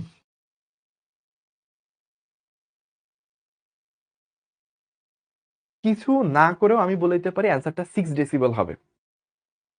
223 জন আমার সাথে আছেন, কিছু না করেও ভাইয়া বলতে পারি অ্যান্সারটা 6 ডেসিবেল হবে। আমি বলবেন যে ভাইয়া আপনি মুখস্থ করছেন, না ভাইয়া মুখস্থ করেন, আমি বুঝে বলছি। যদি কেউ পুরা কনসেপশন ক্লিয়ার রেখে ক্লাসগুলো করে থাকেন তাহলে চিন্তা করেন, মনে আছে আমরা একটা জিনিস বলছিলাম যে তীব্রতা লেভেল 3 ডেসিবল করে বাড়ে, এমসিকিউতে একটা জিনিস মনে পড়ে কি আপনাদের, বা দূরত্ব দ্বিগুণ করলে মানে 6 ডেসিবল আসে, আমরা এমসিকিউতে করছিলাম। ওই যে আর স্কোয়ারের একটা ইস্যু থাকে, তীব্রতা যদি দ্বিগুণ করা হয়, তখন মনে আছে 3 ডেসিবলের একটা ইস্যু চলে আসে। তাহলে তীব্রতার সাথে আর এর সমান স্কোয়ার, তাহলে ওই স্কোয়ারটা ভিতরে p divided by r square, ওটা তো লগের থেকে বাইরে এসে ভিতরে গুণ হয়ে যাবে। তাহলে 3 × 2 6 হওয়ার কথা, দেখবেন অ্যান্সারটা 6 ডেসিবলের কাছাকাছি হবে। আমরা করি, সমস্যা নেই। উদ্দীপকের পর্যবেক্ষণিক শব্দের তীব্রতা লেভেলের পরিবর্তন নির্ণয় সম্ভব কিনা, তো আমরা যাচাই করি। তীব্রতা লেভেলের পরিবর্তন কি আসবে, ওই যে 10 log I2 divided by I1, তাই না? এখান থেকে দেখেন 10 log একই উৎস থেকে তৈরি হয়েছে, তাহলে আমরা এভাবে বলতে পারি না p divided by 4 pi R2 square divided by p divided by 4 pi R1 square, এটা বলা যায় না ভাইয়া? কারণ উৎস তো সেম, একই উৎস থেকে। একটা হচ্ছে আপনি R2 দূরত্বে জানতে চান, এটা হচ্ছে R1 দূরত্বে জানতে চান, এটাই তো পার্থক্য। মানে ব্যাপারটা এরকম আর কি, যে আমি চিত্র আঁকি, এখানে আছে সোর্স, এখান থেকে R1 দূরত্বে এখানে আপনি জানতে চান যে তীব্রতা কত, আর এখান থেকে R2 যেটা কিনা 2R1 এর সমান, এখানে আপনি তীব্রতা কত জানতে চান। তাহলে এখানে কি হবে, P divided by 4 pi R1 square, আর এখানে কি হবে, এখানে এটা হবে হচ্ছে P divided by 4 pi R2 square, এটাই তো। এখন পি পি 4 পাই এগুলা কাটা, তাহলে দেখেন আপনার এখানে চলে আসবে কি, চলে আসবে হচ্ছে 10 লগ, আমার এখানে চলে আসছে কি R1 বাই R2 স্কোয়ার আছে। লগ বা লনের ক্ষেত্রে স্কোয়ার থাকলে কি এটা বাইরে চলে আসে, তো 2 × 10 × লগ R1, নিচে আসলে কি 2R1, তো এখানে আলটিমেটলি যাবে R1 R1 কাটাকাটি চলে যাবে। এবং যদি আপনি খেয়াল করে থাকেন তাহলে এখানে 20 লগ হাফ আসবে, বা এখান থেকে আপনি বলতে পারেন -20 লগ 2, এবং লগ টু যদি আপনি করেন 0.3 আসে, 20 দ্বারা যদি গুণ করেন তাহলে এটা 6 পয়েন্ট সামথিং ডিবি আসবে, 6.01 বা 02 এরকম কিছু একটা। আমাদের সামনে ক্যালকুলেটর আছে, আমরা চাইলে এটাকে করতে পারি 20 log 2, অ্যান্সার চলে আসছে 6.02 ডেসিবল। তো আমরা এই জিনিসটা একটু আগে বলতেছিলাম যে আমাকে যখন বলবে অবস্থান দ্বিগুণ করলে তীব্রতা লেভেলের পরিবর্তন কত, আমি অটোমেটিক্যালি বলতে পারবো এটা 6 ডেসিবল হবে। যত দূরে যাব তীব্রতা লেভেল তত কমবে। আর আমাকে যদি জিজ্ঞেস করতো যে ভাইয়া তীব্রতা অর্ধেক করা হয়েছে, তাহলে তীব্রতা লেভেল কতটুকু চেঞ্জ হবে, আমার অ্যান্সার হয়তো 3 ডেসিবল কমবে। যদি আমাকে বলা হয়তো তীব্রতা দ্বিগুণ করা হয়েছে, তখন কি হইতো, তখন হয়তো হচ্ছে যে 3 ডেসিবল বাড়বে। যদি বলা হয়তো দূরত্ব অর্ধেক করে নিয়ে আসা হয়েছে, তখন হয়তো কি, তখন হচ্ছে 6 ডেসিবল তীব্রতা লেভেল বেড়ে যাবে। তো এইভাবে আসলে জিনিসগুলো চেঞ্জ হয়। তো আমি পুরা জিনিসটা একবার কুইকলি সাম আপ করি। নর্ডেম কলেজে আসা একটা কোশ্চেন, এইটার ঘ নাম্বারটা আমাকে বলতেছে যে দূরত্ব যদি দ্বিগুণ করা হয় তাহলে তীব্রতা লেভেলের পরিবর্তন কত হবে, সেটা হচ্ছে আমাকে জানতে চাইছে। তো আমি কি করলাম, তীব্রতা লেভেল পরিবর্তন মানে ফাইনাল বাই ইনিশিয়াল তীব্রতা, যেহেতু একই সোর্স থেকে আসছে, so p by 4 pi r square, এই জিনিসগুলো করলে পি 4 পাই কাটাটি চলে যায়, R2 R1 এগুলো চলে আসে, স্কোয়ার ছিল স্কোয়ারটা বাইরে হলে গুণ চলে আসে, লগ টু 0.3 আসে, গুণ টুন করলে এরকম চলে আসে। তাহলে আমরা এই জিনিসটা বুঝলাম যে তীব্রতা লেভেলের পরিবর্তন নির্ণয় সম্ভব কিনা, সম্ভব। এবং একটা জিনিস সাইডে একটু মাথায় রাখেন, কমবে, মানে তীব্রতা লেভেল হচ্ছে কমবে, এই জিনিসটা একটু মাথায় রাখবেন। যেহেতু নেগেটিভ আসছে তার মানে কমে যাবে, যত দূরে যাবেন তত কমবে, যত কাছে আসবেন তত বাড়বে। ঠিক আছে? ওকে। তো আমাকে একজন জিজ্ঞেস করছে যে ভাইয়া আপনি যে চাইতেন নর্ডের ফার্স্ট বয় ভালো করবেন, তো এটার পিছনে কারণ কি ছিল? তো অলরেডি বলছি অনেকবার, বারবার বললে আসলে হয় না, সময় থাকে না আর কি।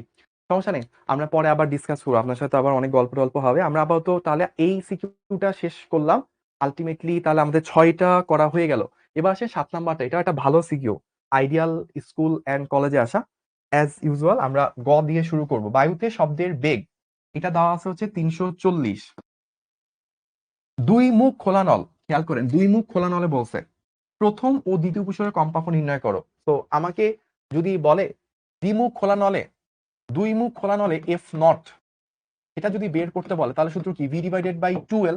আগে সেটা বের করে নি, ভি কত 340, 2 ইন্টু এল।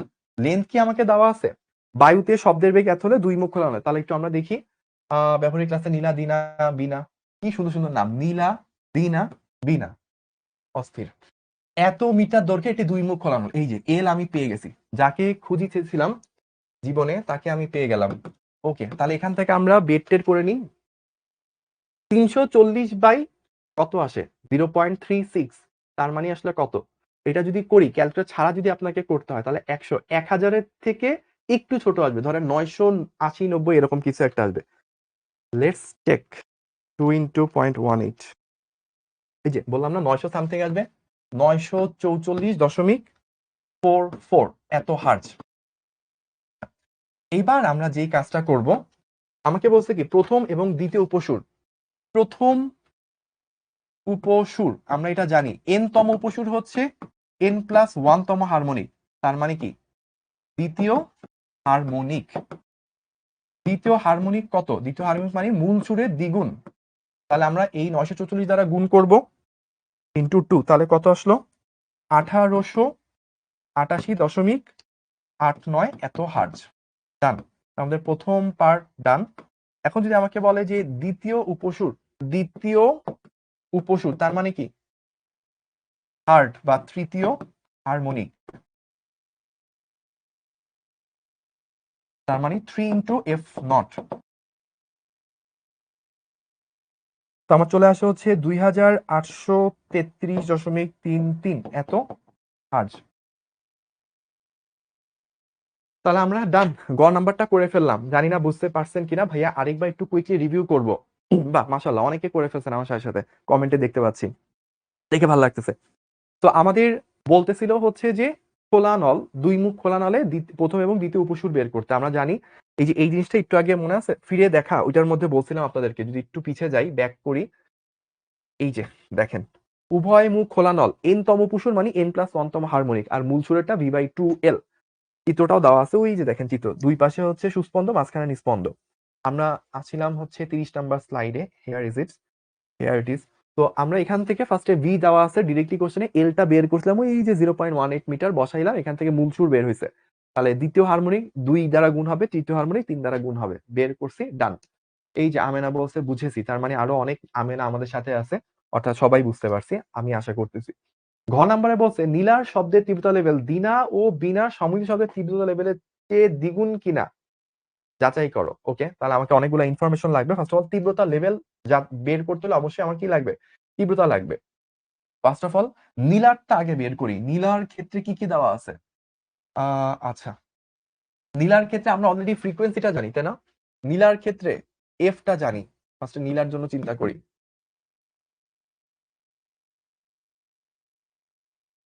নীলার ক্ষেত্রে আমরা এফ নটটা বের করছিলাম কত জানি, 944.44, 944.44, মানে মূল সুরেরটা বলতেছি, কিছু না বলি স্পেসিফিক্যালি আমরা মূল সুর ধরে নেব।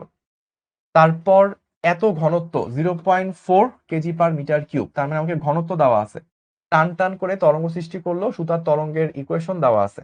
আচ্ছা, তাহলে এখান থেকে আমার আই পাবো, আই বের করতে হবে। তীব্রতা না বের করে তো তীব্রতা লেভেল পাওয়া যাবে না। আই এর সূত্র কি, twice pi square A square F square rho V, এই হচ্ছে আমার সূত্র। আচ্ছা, তাহলে আমার twice pi square A square, A কি আছে, এই যে দেখেন এখানে এ আছে 0.9, 0.9 অ্যান্সার। এককটা কি মিটারে নাকি, হ্যাঁ এসআই একক বলছে, এসআই একক তার মানে হচ্ছে মিটারে, সব মিটার বা এই ধরনের একক। এফ নট, এখান থেকেও তো এফ দেওয়ার কথা, হ্যাঁ এখান থেকেও এফ বের করার কথা, আলাদাও একটা এফ বের করা যায়, কোনটা আমরা নিব একটু দেখি দাঁড়ান। তো সুতা টান পদ্ধতি ব্যবহারিক ক্লাসে নীলা এত তরঙ্গ দৈর্ঘ্যের একটি, এত দৈর্ঘ্যের একটি দুই মুখ খোলা নল নিল, আচ্ছা, এবং এত ঘনত্বের মাধ্যমে একটি সুতা টান টান করে একটি তরঙ্গ সৃষ্টি করলো। সুতার তরঙ্গের সমীকরণ দেওয়া আছে। ওকে, সমস্যা নেই। তো আমাদেরকে এইটা বলছে, তাহলে আমরা যেহেতু এই ইকুয়েশনটা দেওয়া আছে, সো ইকুয়েশন থেকে হচ্ছে আমার ফ্রিকোয়েন্সিটা নেওয়া, এটা হচ্ছে ওয়াইজ ডিসিশন। তাহলে এখানে আমাদের দেখেন টি এর সাথে কি কি গুণ আছে, টুয়াইস পাই, আমি যদি একটু সাইডে করি, এই যে টি এর সাথে দেখেন কি গুণ আছে, 2 পাই ইন্টু 2 ডিভাইডেড বাই 0.3, তার মানে এখান থেকে আমি ছোট্ট করে এই জিনিসটা বলে ফেলতে পারি 2 পাই ইন্টু 2 পাই ইন্টু 2/0.3, এটাই কি আমার, এই জিনিসটাই হচ্ছে আমার টোয়াইস পাই এফ। তাহলে এখান থেকে কি হবে ভাইয়া, এই যে 2 পাই কাটাকাটি চলে যাবে, তাহলে আমার এফ কত সেটা পেয়ে যাব।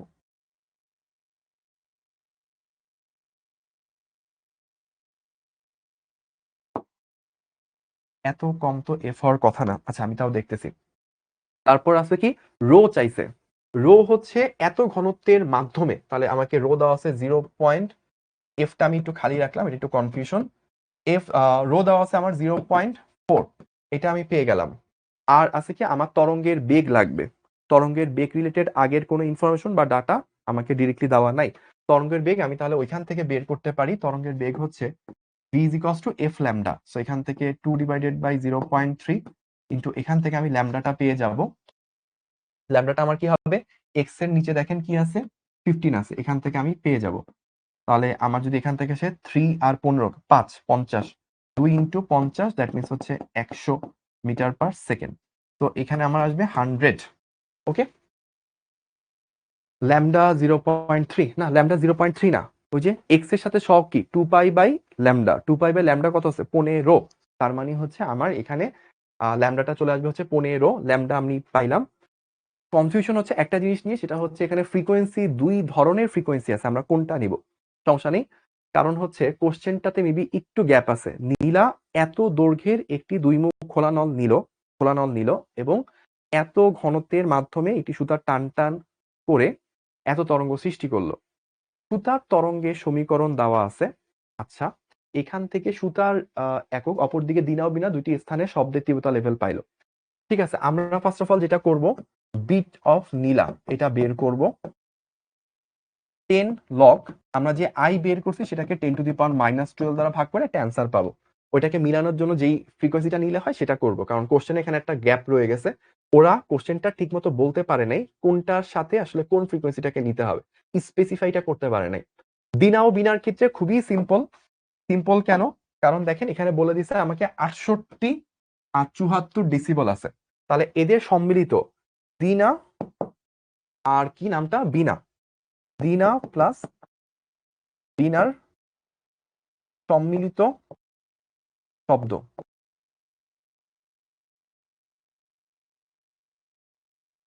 সেইটার যদি বিটা নিই তাহলে কি আসবে 10 লগ।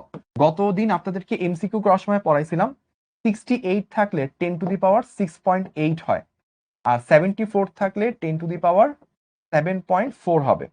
তাহলে দুইটা যোগ করি দেখি কত আসে। তো 10 লগ 10⁻6.8 প্লাস 10⁻7.4। ওকে, তাহলে চলে আসতেছে হচ্ছে 74.973 এত ডেসিবল। তো আমাদের কোশ্চেনটাই বেসিক্যালি কি ছিল খেয়াল করেন। কোশ্চেনটা বলতেছে যে নীলার যে শব্দ, এই নীলার শব্দের যে তীব্রতা লেভেল, তো বিটা অফ নীলা এটা কি হইতে হবে অলমোস্ট, মানে এটা হইতে হবে 2 ইন্টু বিটা অফ দিনা প্লাস বিনা। এইটা হচ্ছে আমাকে দেখাইতে হবে, বা তার থেকে বেশি হবে, এটা আমাকে দেখাইতে বলছে। তো আমি কিন্তু দিনা বিনা মিলে কি করছি সেটা বের করে ফেলছি। নীলারটা বের করতে হলে আমাকে ওর আইটা জানা লাগবে, আই এর জন্য আমার এ জানা লাগে, এ পাইছি, রো পাইছি, ভি পাইছি, সবই সেম। বাট ঝামেলা একটা জায়গায় যে ফ্রিকোয়েন্সি চলে আসছে দুইটা, দেওয়া উচিত ছিল একটা, ওইটাই হচ্ছে সমস্যা। আমার যেটা ধারণা সেটা হচ্ছে যে এখানে আপনার যেহেতু বলছে শব্দের বেগ, আবার এখানে দেখে শব্দের বেগ দিচ্ছে 340, আমার মতে প্রথম কেসটা নেওয়া উচিত হবে না। দেখি আমার কোনটা নিলে হচ্ছে অ্যান্সারের কাছাকাছি যায়। 10 ইন্টু, তাহলে আমরা যদি কাজ করি 10 ইন্টু লগ ভাগ যদি দিই টোয়াইস পাই, 2 পাই ইন্টু 0.9 স্কোয়ার ইন্টু হচ্ছে এফ স্কোয়ার, যদি আমি 2/0.3 সেটা যদি ধরে নিই স্কোয়ার ইন্টু এফ স্কোয়ার, তাহলে রো ভি, রো কত 0.4 ইন্টু 100 ডিভাইডেড বাই 1 10⁻⁻12, এটা দিয়ে যদি কাজ করি, ওকে হ্যাঁ এটাই হবে। তো এফ এখানে এই যে জিনিসটা বের হয়েছে সেটা ইউজ করতে হবে, 2/0.3। কেন? কারণ আগের যে অঙ্কটা ছিল, আগের অঙ্কটার জন্য আলাদা একটা শব্দের বেগ আছে এবং আলাদা একটা হচ্ছে সুতার দৈর্ঘ্য দিয়েছে। মানে এখানে কোশ্চেনটার ল্যাঙ্গুয়েজটাতে একটু প্রবলেম আছে। ল্যাঙ্গুয়েজটা হওয়া উচিত ছিল এরকম, আমি বলতেছি পারলে শুনতে পারে। নীলা এত দৈর্ঘ্যের 0.18 মিটার দৈর্ঘ্যে একটি 2 মুখ খোলা নল নিল এবং ওইখানে কিছু একটা শব্দ তৈরি করছে। এটা শেষ, এটা একটা জিনিস শেষ হয়ে গেছে। তারপর একটা প্যারা তৈরি করা উচিত ছিল যে 0.4 কেজি পার মিটার কিউব ঘনত্বের মাধ্যমে একটি সুতা টান টান করে যে আরেকটা তরঙ্গ তৈরি করলো। তো নীলা আসলে দুইটা ফ্রিকোয়েন্সি তৈরি করতেছে। ও দ্বিতীয় ফ্রিকোয়েন্সিটা এই ঘর সাথে রিলেটেড, আর প্রথম ফ্রিকোয়েন্সিটা হচ্ছে গয়ের সাথে রিলেটেড। তো এটা যে সেপারেশনটা, এটা উদ্দীপক ঠিক মতো করতে পারেনি, এই জন্য জিনিসটা কনফিউজিং। ঠিক আছে, তো আরেকটা জিনিস তাহলে আমাদের এখান থেকে আছে, এখানটা স্কোয়ার হবে, টুয়াইস পাই স্কোয়ার। আচ্ছা, তাহলে আমরা এই জিনিসটা আরেকবার একটু করি, দেখি এখানে কত আসে। টুয়াইস পাই স্কোয়ার ইন্টু এত স্কোয়ার ইন্টু হচ্ছে এইটা স্কোয়ার, এটা। তো আমাদের এখান থেকে যদি মান বসাই, এটা চলে আসে হচ্ছে 164.53 এত ডেসিবল। ওকে, এইটুকু পেয়ে গেলাম। আর এই মানটা আসছিল কত? এই মানটা আসছিল হচ্ছে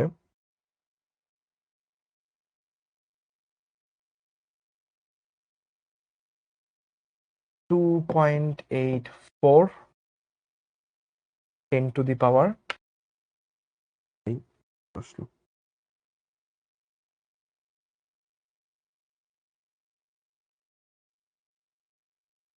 1 2 3 4,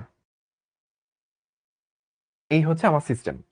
তাহলে খেয়াল করে দেখেন আমাদের নীলা যে তীব্রতা লেভেলটা পাইলো সেটা হচ্ছে 164, আর দিনা প্লাস বিনা দুইজনে মিলে যেটা পাইছে সেটা কত? সেটা হচ্ছে আমাদের 74। তাহলে 74 এর দ্বিগুণ কত? 74 এর দ্বিগুণ যদি আমি চিন্তা করি, বি নীলা ডিভাইডেড বাই বিটা দিনা প্লাস বিনা কত আসে আমরা একটু চিন্তা করি। 164 যেটা আসছে, 164.53, সেটাকে যদি আমরা ভাগ করি 74.973, তাহলে আসে হচ্ছে 2.19, যা কিনা 2 এর থেকে বড়। তাহলে এই জিনিসটাই আমাদেরকে দেখাইতে বলছিল যে নীলা শব্দের তীব্রতা লেভেল দিনা ও বিনার সমী শব্দের তীব্রতা লেভেলের চেয়ে দ্বিগুণ কিনা। আমরা দেখলাম দ্বিগুণের থেকেও একটু বেশি। আমরা এভাবে অ্যান্সারটা লিখবো, দ্বিগুণের থেকেও একটু বেশি, 2.19 গুণ, এইটুকু লিখলেই হবে। ওকে, কোশ্চেন কি বুঝতে পারছেন? যেমন আমি নিজেই এটা দেখে আমার নিজেই ফার্স্টে খটকা লেগে গেছিল যে কি ভাই, এখানে তো ফ্রিকোয়েন্সি দুইটা চলে আসতেছে, তরঙ্গের বেগ দুইটা, তো কোশ্চেনটা সেপারেশন ছিল না। আপনি অনেক সময় বোর্ড পরীক্ষার মধ্যে বা অ্যাডমিশনে অনেক সময় এই জিনিসটা হয়ে যেতে পারে যে কোশ্চেনটা ঠিকমতো উদ্দীপকটা সাজানো নাই। সেই ক্ষেত্রে আপনাকে যে কাজটা করতে হবে, যেই পার্টটা ইজি, যেমন আমি দিনা ও বিনার ক্ষেত্রে পার্টটা ইজি, এটা ইজিলি করে ফেললাম। তারপর দেখলাম যে এখানে মিলানোর জন্য আমার তো ফ্রিকোয়েন্সিতে কনফিউশন ছিল, কোন ফ্রিকোয়েন্সিটাকে দিলে এখানে ওইটার কাছাকাছি যায়। দেখলাম যে এই ফ্রিকোয়েন্সিটাকে দিলে যায়, তখন আমি বুঝছি আসলে উদ্দীপকে একটা জিনিস মিসিং ছিল, এভাবে সেপারেশনটা বাংলা কথা ঠিকমতো করতে পারেনি। ওইটা আমি নিজে থেকে করে তারপর গেস করে অ্যান্সারটা বসাইছি। ঠিক আছে, ওকে, তাহলে আমরা এইটুকু ডান। মতিঝিল এইটাও শেষ আমাদের। তো মনে হয় ক্লাস টাইম, ওরা কয়টায় ক্লাস স্যার? 9টায় ক্লাস। আদম দেখি আমাদের আর কয়টায়, দেখি একটা সিকিউ সর্বোচ্চ করা যাবে। আপনাদের একটা সিকুই আছে, আমি এটা দ্রুত করাই দিচ্ছি, আমি এটা রিপিট করব না, দ্রুত এটা করে আমরা হচ্ছে শেষ করে দিব আমাদের আজকে ক্লাসের লাস্ট সিকিউ। আর আপনারা অনেকে বলছিলেন যে কি জানি বলে ডপলার এফেক্ট, ডপলার কি বোঝার জন্য। ডপলার এফেক্ট হচ্ছে খুবই খুবই খুবই গুরুত্বপূর্ণ একটা জিনিস, কিন্তু আমি খেয়াল করেছি এটা পুরোটা বুঝাতে 1 ঘন্টা টাইম লাগবে। তো আজকে যেহেতু আপনাদের 9টা থেকে ক্লাস আছে, আমি এই মুহূর্তে ডপলার ক্রিয়া ধরে 1 ঘন্টা টাইম পাবো না হাতে। পরের ক্লাসে আমি জানি না যদি টাইম থাকে কিনা, যদি টাইম থাকে তাহলে তো লাস্টে 1 ঘন্টা এক্সটেন্ড করে আপনাদেরকে ডপলার এফেক্টটা বুঝাবো। আর যদি টাইম না থাকে সেই ক্ষেত্রে আপনারা যদি ম্যাক্সিমাম মানুষ রিকোয়েস্ট করেন, রিকোয়েস্টটা শুধুমাত্র অ্যাপে বা কমেন্টে করলে হবে না, আমরা শিখবো জিতবোতে যে যদি আপনারা রিকোয়েস্ট করেন যে আপনারা ডপলার এফেক্ট বুঝতে চান, তাহলে ভাইয়া আলাদা করে রেকর্ড করে আপনাদেরকে দিয়ে দিব, যদি আগামী ক্লাসে এক্সট্রা টাইম না পাই। তো এটা আপনারা অবশ্যই শিখবো জিতবোতে জানাবেন। আজকে ক্লাসের লাস্ট সিকিউ, এটা করে আমরা ক্লাস শেষ করে দিব, খুবই দ্রুত দ্রুত সলভ করব, এবং এটা আমি ক্যামেরার দিকে তাকাবো না যেহেতু আমার টাইম খুব অল্প। তো বায়ুতে এই সুশলাকাটির তীব্রতা কত? আমাকে চাইছে হচ্ছে তীব্রতা, দ্যাট মিনস আই কত জিজ্ঞেস করছে। তাহলে এ সুশলাকা, উপর তরঙ্গটি সুশলাকা এ হতে উৎপাদিত, এর বেগ দেওয়া আছে, অপসুশলাকা বি রিলেটেড কিছু একটা দেওয়া। আচ্ছা, এইটা হচ্ছে এর কিছু একটা দেওয়া।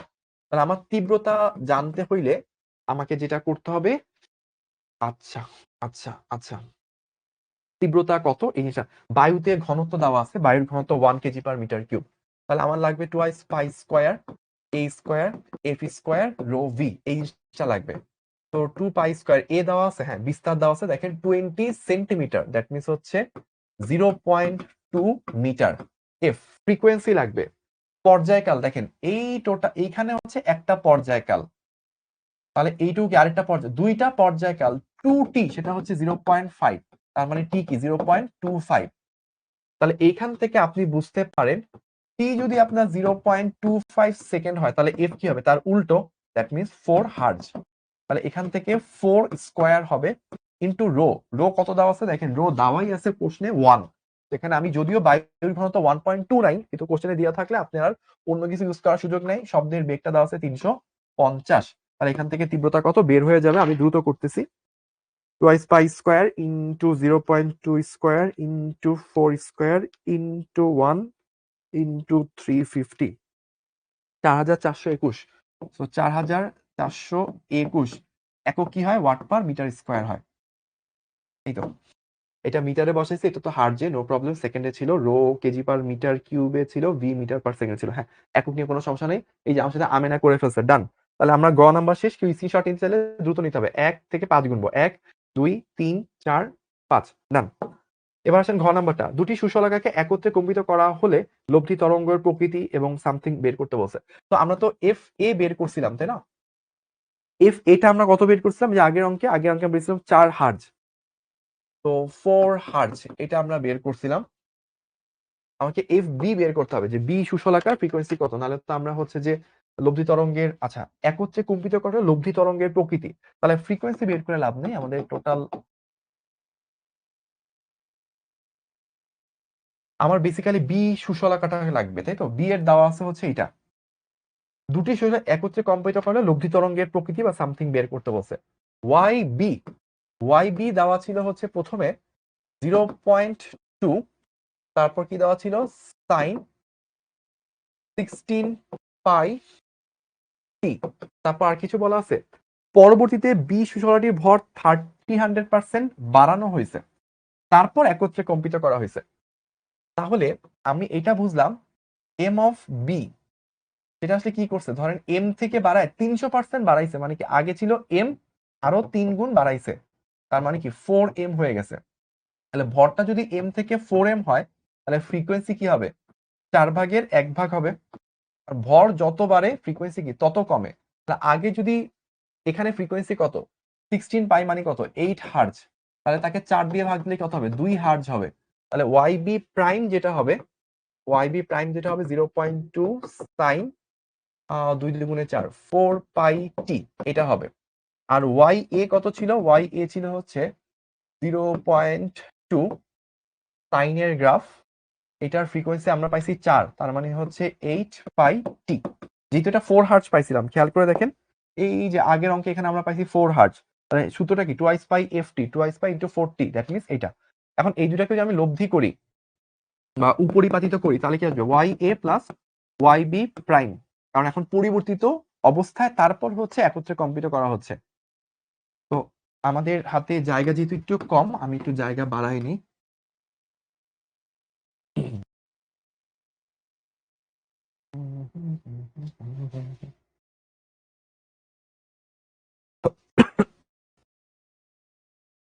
তো আমরা তাহলে দেখেন এখন যেটা করতে পারবো, এই দুটারে যদি আমি যোগ করি, যোগ করলে কি আসবে, দুইটার মধ্যে 0.2 আছে, so 2 into 0.2 sine c plus sine d, তার মানে 2 into sine c plus d by 2 আর sine c minus d by 2, তাহলে এখানে হচ্ছে টুয়াইস পাই, এখানে হচ্ছে 4 আর 2 যদি বিয়োগ করি তাহলে হচ্ছে টুয়াইস পাই টি, এইটা একটা আসবে।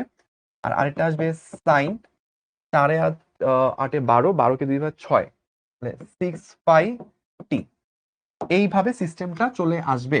এই সিস্টেমের মধ্যে যেটা হবে, এই যে এই পার্টটুকু, এই পার্টটুকু, এই পার্টটুকু হবে হচ্ছে আপনার বিস্তার। কেন, কেননা দেখেন এইখানে আপনার ফ্রিকোয়েন্সি কত 3, এখানে কত ছিল ফ্রিকোয়েন্সি 2, এই জায়গায় আপনার এফ কত, এফ হচ্ছে 2, এখানে এফ কত, এফ হচ্ছে 4। 4 আর 2 দুইটা যদি একত্রে কাঁপে তাহলে অ্যাভারেজ ফ্রিকোয়েন্সি 3 হয়, কিন্তু এখানে ফ্রিকোয়েন্সি কত, এখানে ফ্রিকোয়েন্সি হচ্ছে আপনার 1 কখনো হইতে পারে না।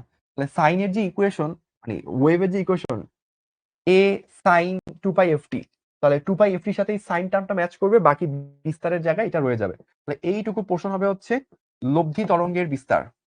লব্ধি তরঙ্গর বিস্তার, এই বিস্তারটা কার উপর নির্ভর করে? দেখেন এই বিস্তারটা মূলত হচ্ছে টাইমের উপর নির্ভর করে, যা টাইম নির্ভর। বিস্তার টাইমের সাথে সাথে চেঞ্জ হয়, এটা আসলে কি তৈরি হওয়ার ইঙ্গিত করে।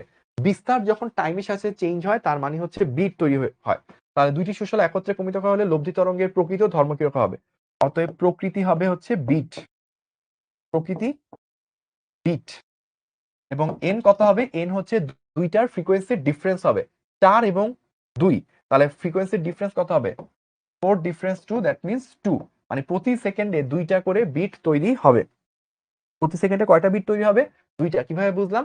কারণ দেখেন আপনার যেই দুইটা ফ্রিকোয়েন্সি মানে উপরিপাতিত হচ্ছে তাদের কম্পাঙ্ক ডিফারেন্স কত? কম্পাঙ্ক ডিফারেন্স হচ্ছে 4 এবং 2, ডিফারেন্স হচ্ছে 2, মানে এক সেকেন্ডে দুইটা করে বিট তৈরি হবে। তো এই হচ্ছে আমার system. Sine c plus sine d করছি, 2 sine c 2 sine c plus d by 2 cos c minus cos c minus d by 2। একটা জিনিস ছোট্ট একটু ভুল করছি ভাইয়া, সেটা হচ্ছে এখানে কজ হবে, যে বলতে যায় মনে পড়লো এখানে একটা সাইনের পরিবর্তে এখানে একটা কজ চলে আসবে। আর বাদ বাকিটা ঠিক আছে। সাইন সি প্লাস ডি করলে 8 আর 4 12 বাই 2 6 আসে, আর যখন মাইনাস করবেন 8 মাইনাস 4 4 হবে, 2 দিয়ে ভাগ করলে এটা থাকবে। ডান, এইটুকু হয়ে গেল। ঠিক আছে, বাদ বাকি সবকিছু সেম।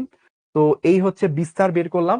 বিস্তার যদি অবস্থান নির্ভর করতো, অবস্থানের উপর ডিপেন্ড করতো, তাহলে স্থির তরঙ্গ হইতো। যেহেতু বিস্তার টাইমের উপর ডিপেন্ড করে, একই টাইমে আমার হচ্ছে বাড়তে থাকবে কমতে থাকবে, তার মানে হচ্ছে কি? তার মানে হচ্ছে এখানে বিট হবে, সময়ের সাথে সাথে বিস্তার চেঞ্জ হয়, দ্যাট মিনস বিট তৈরি হয়েছে। তো এই হচ্ছে আমাদের সিস্টেম, আমরা পুরাটা করে ফেললাম। তো আজকের ক্লাস এই পর্যন্তই, আমরা শেষ দিক থেকে সেকেন্ড ক্লাস করে ফেললাম। আর জাস্ট একটা ক্লাস আমাদের এই চ্যাপ্টারের উপর বাকি আছে, সেটা হচ্ছে অ্যাডভান্স প্রবলেম সলভিং ক্লাস, এবং ওইটা করে আমরা ইনশাল্লাহ এই চ্যাপ্টারটা শেষ করব।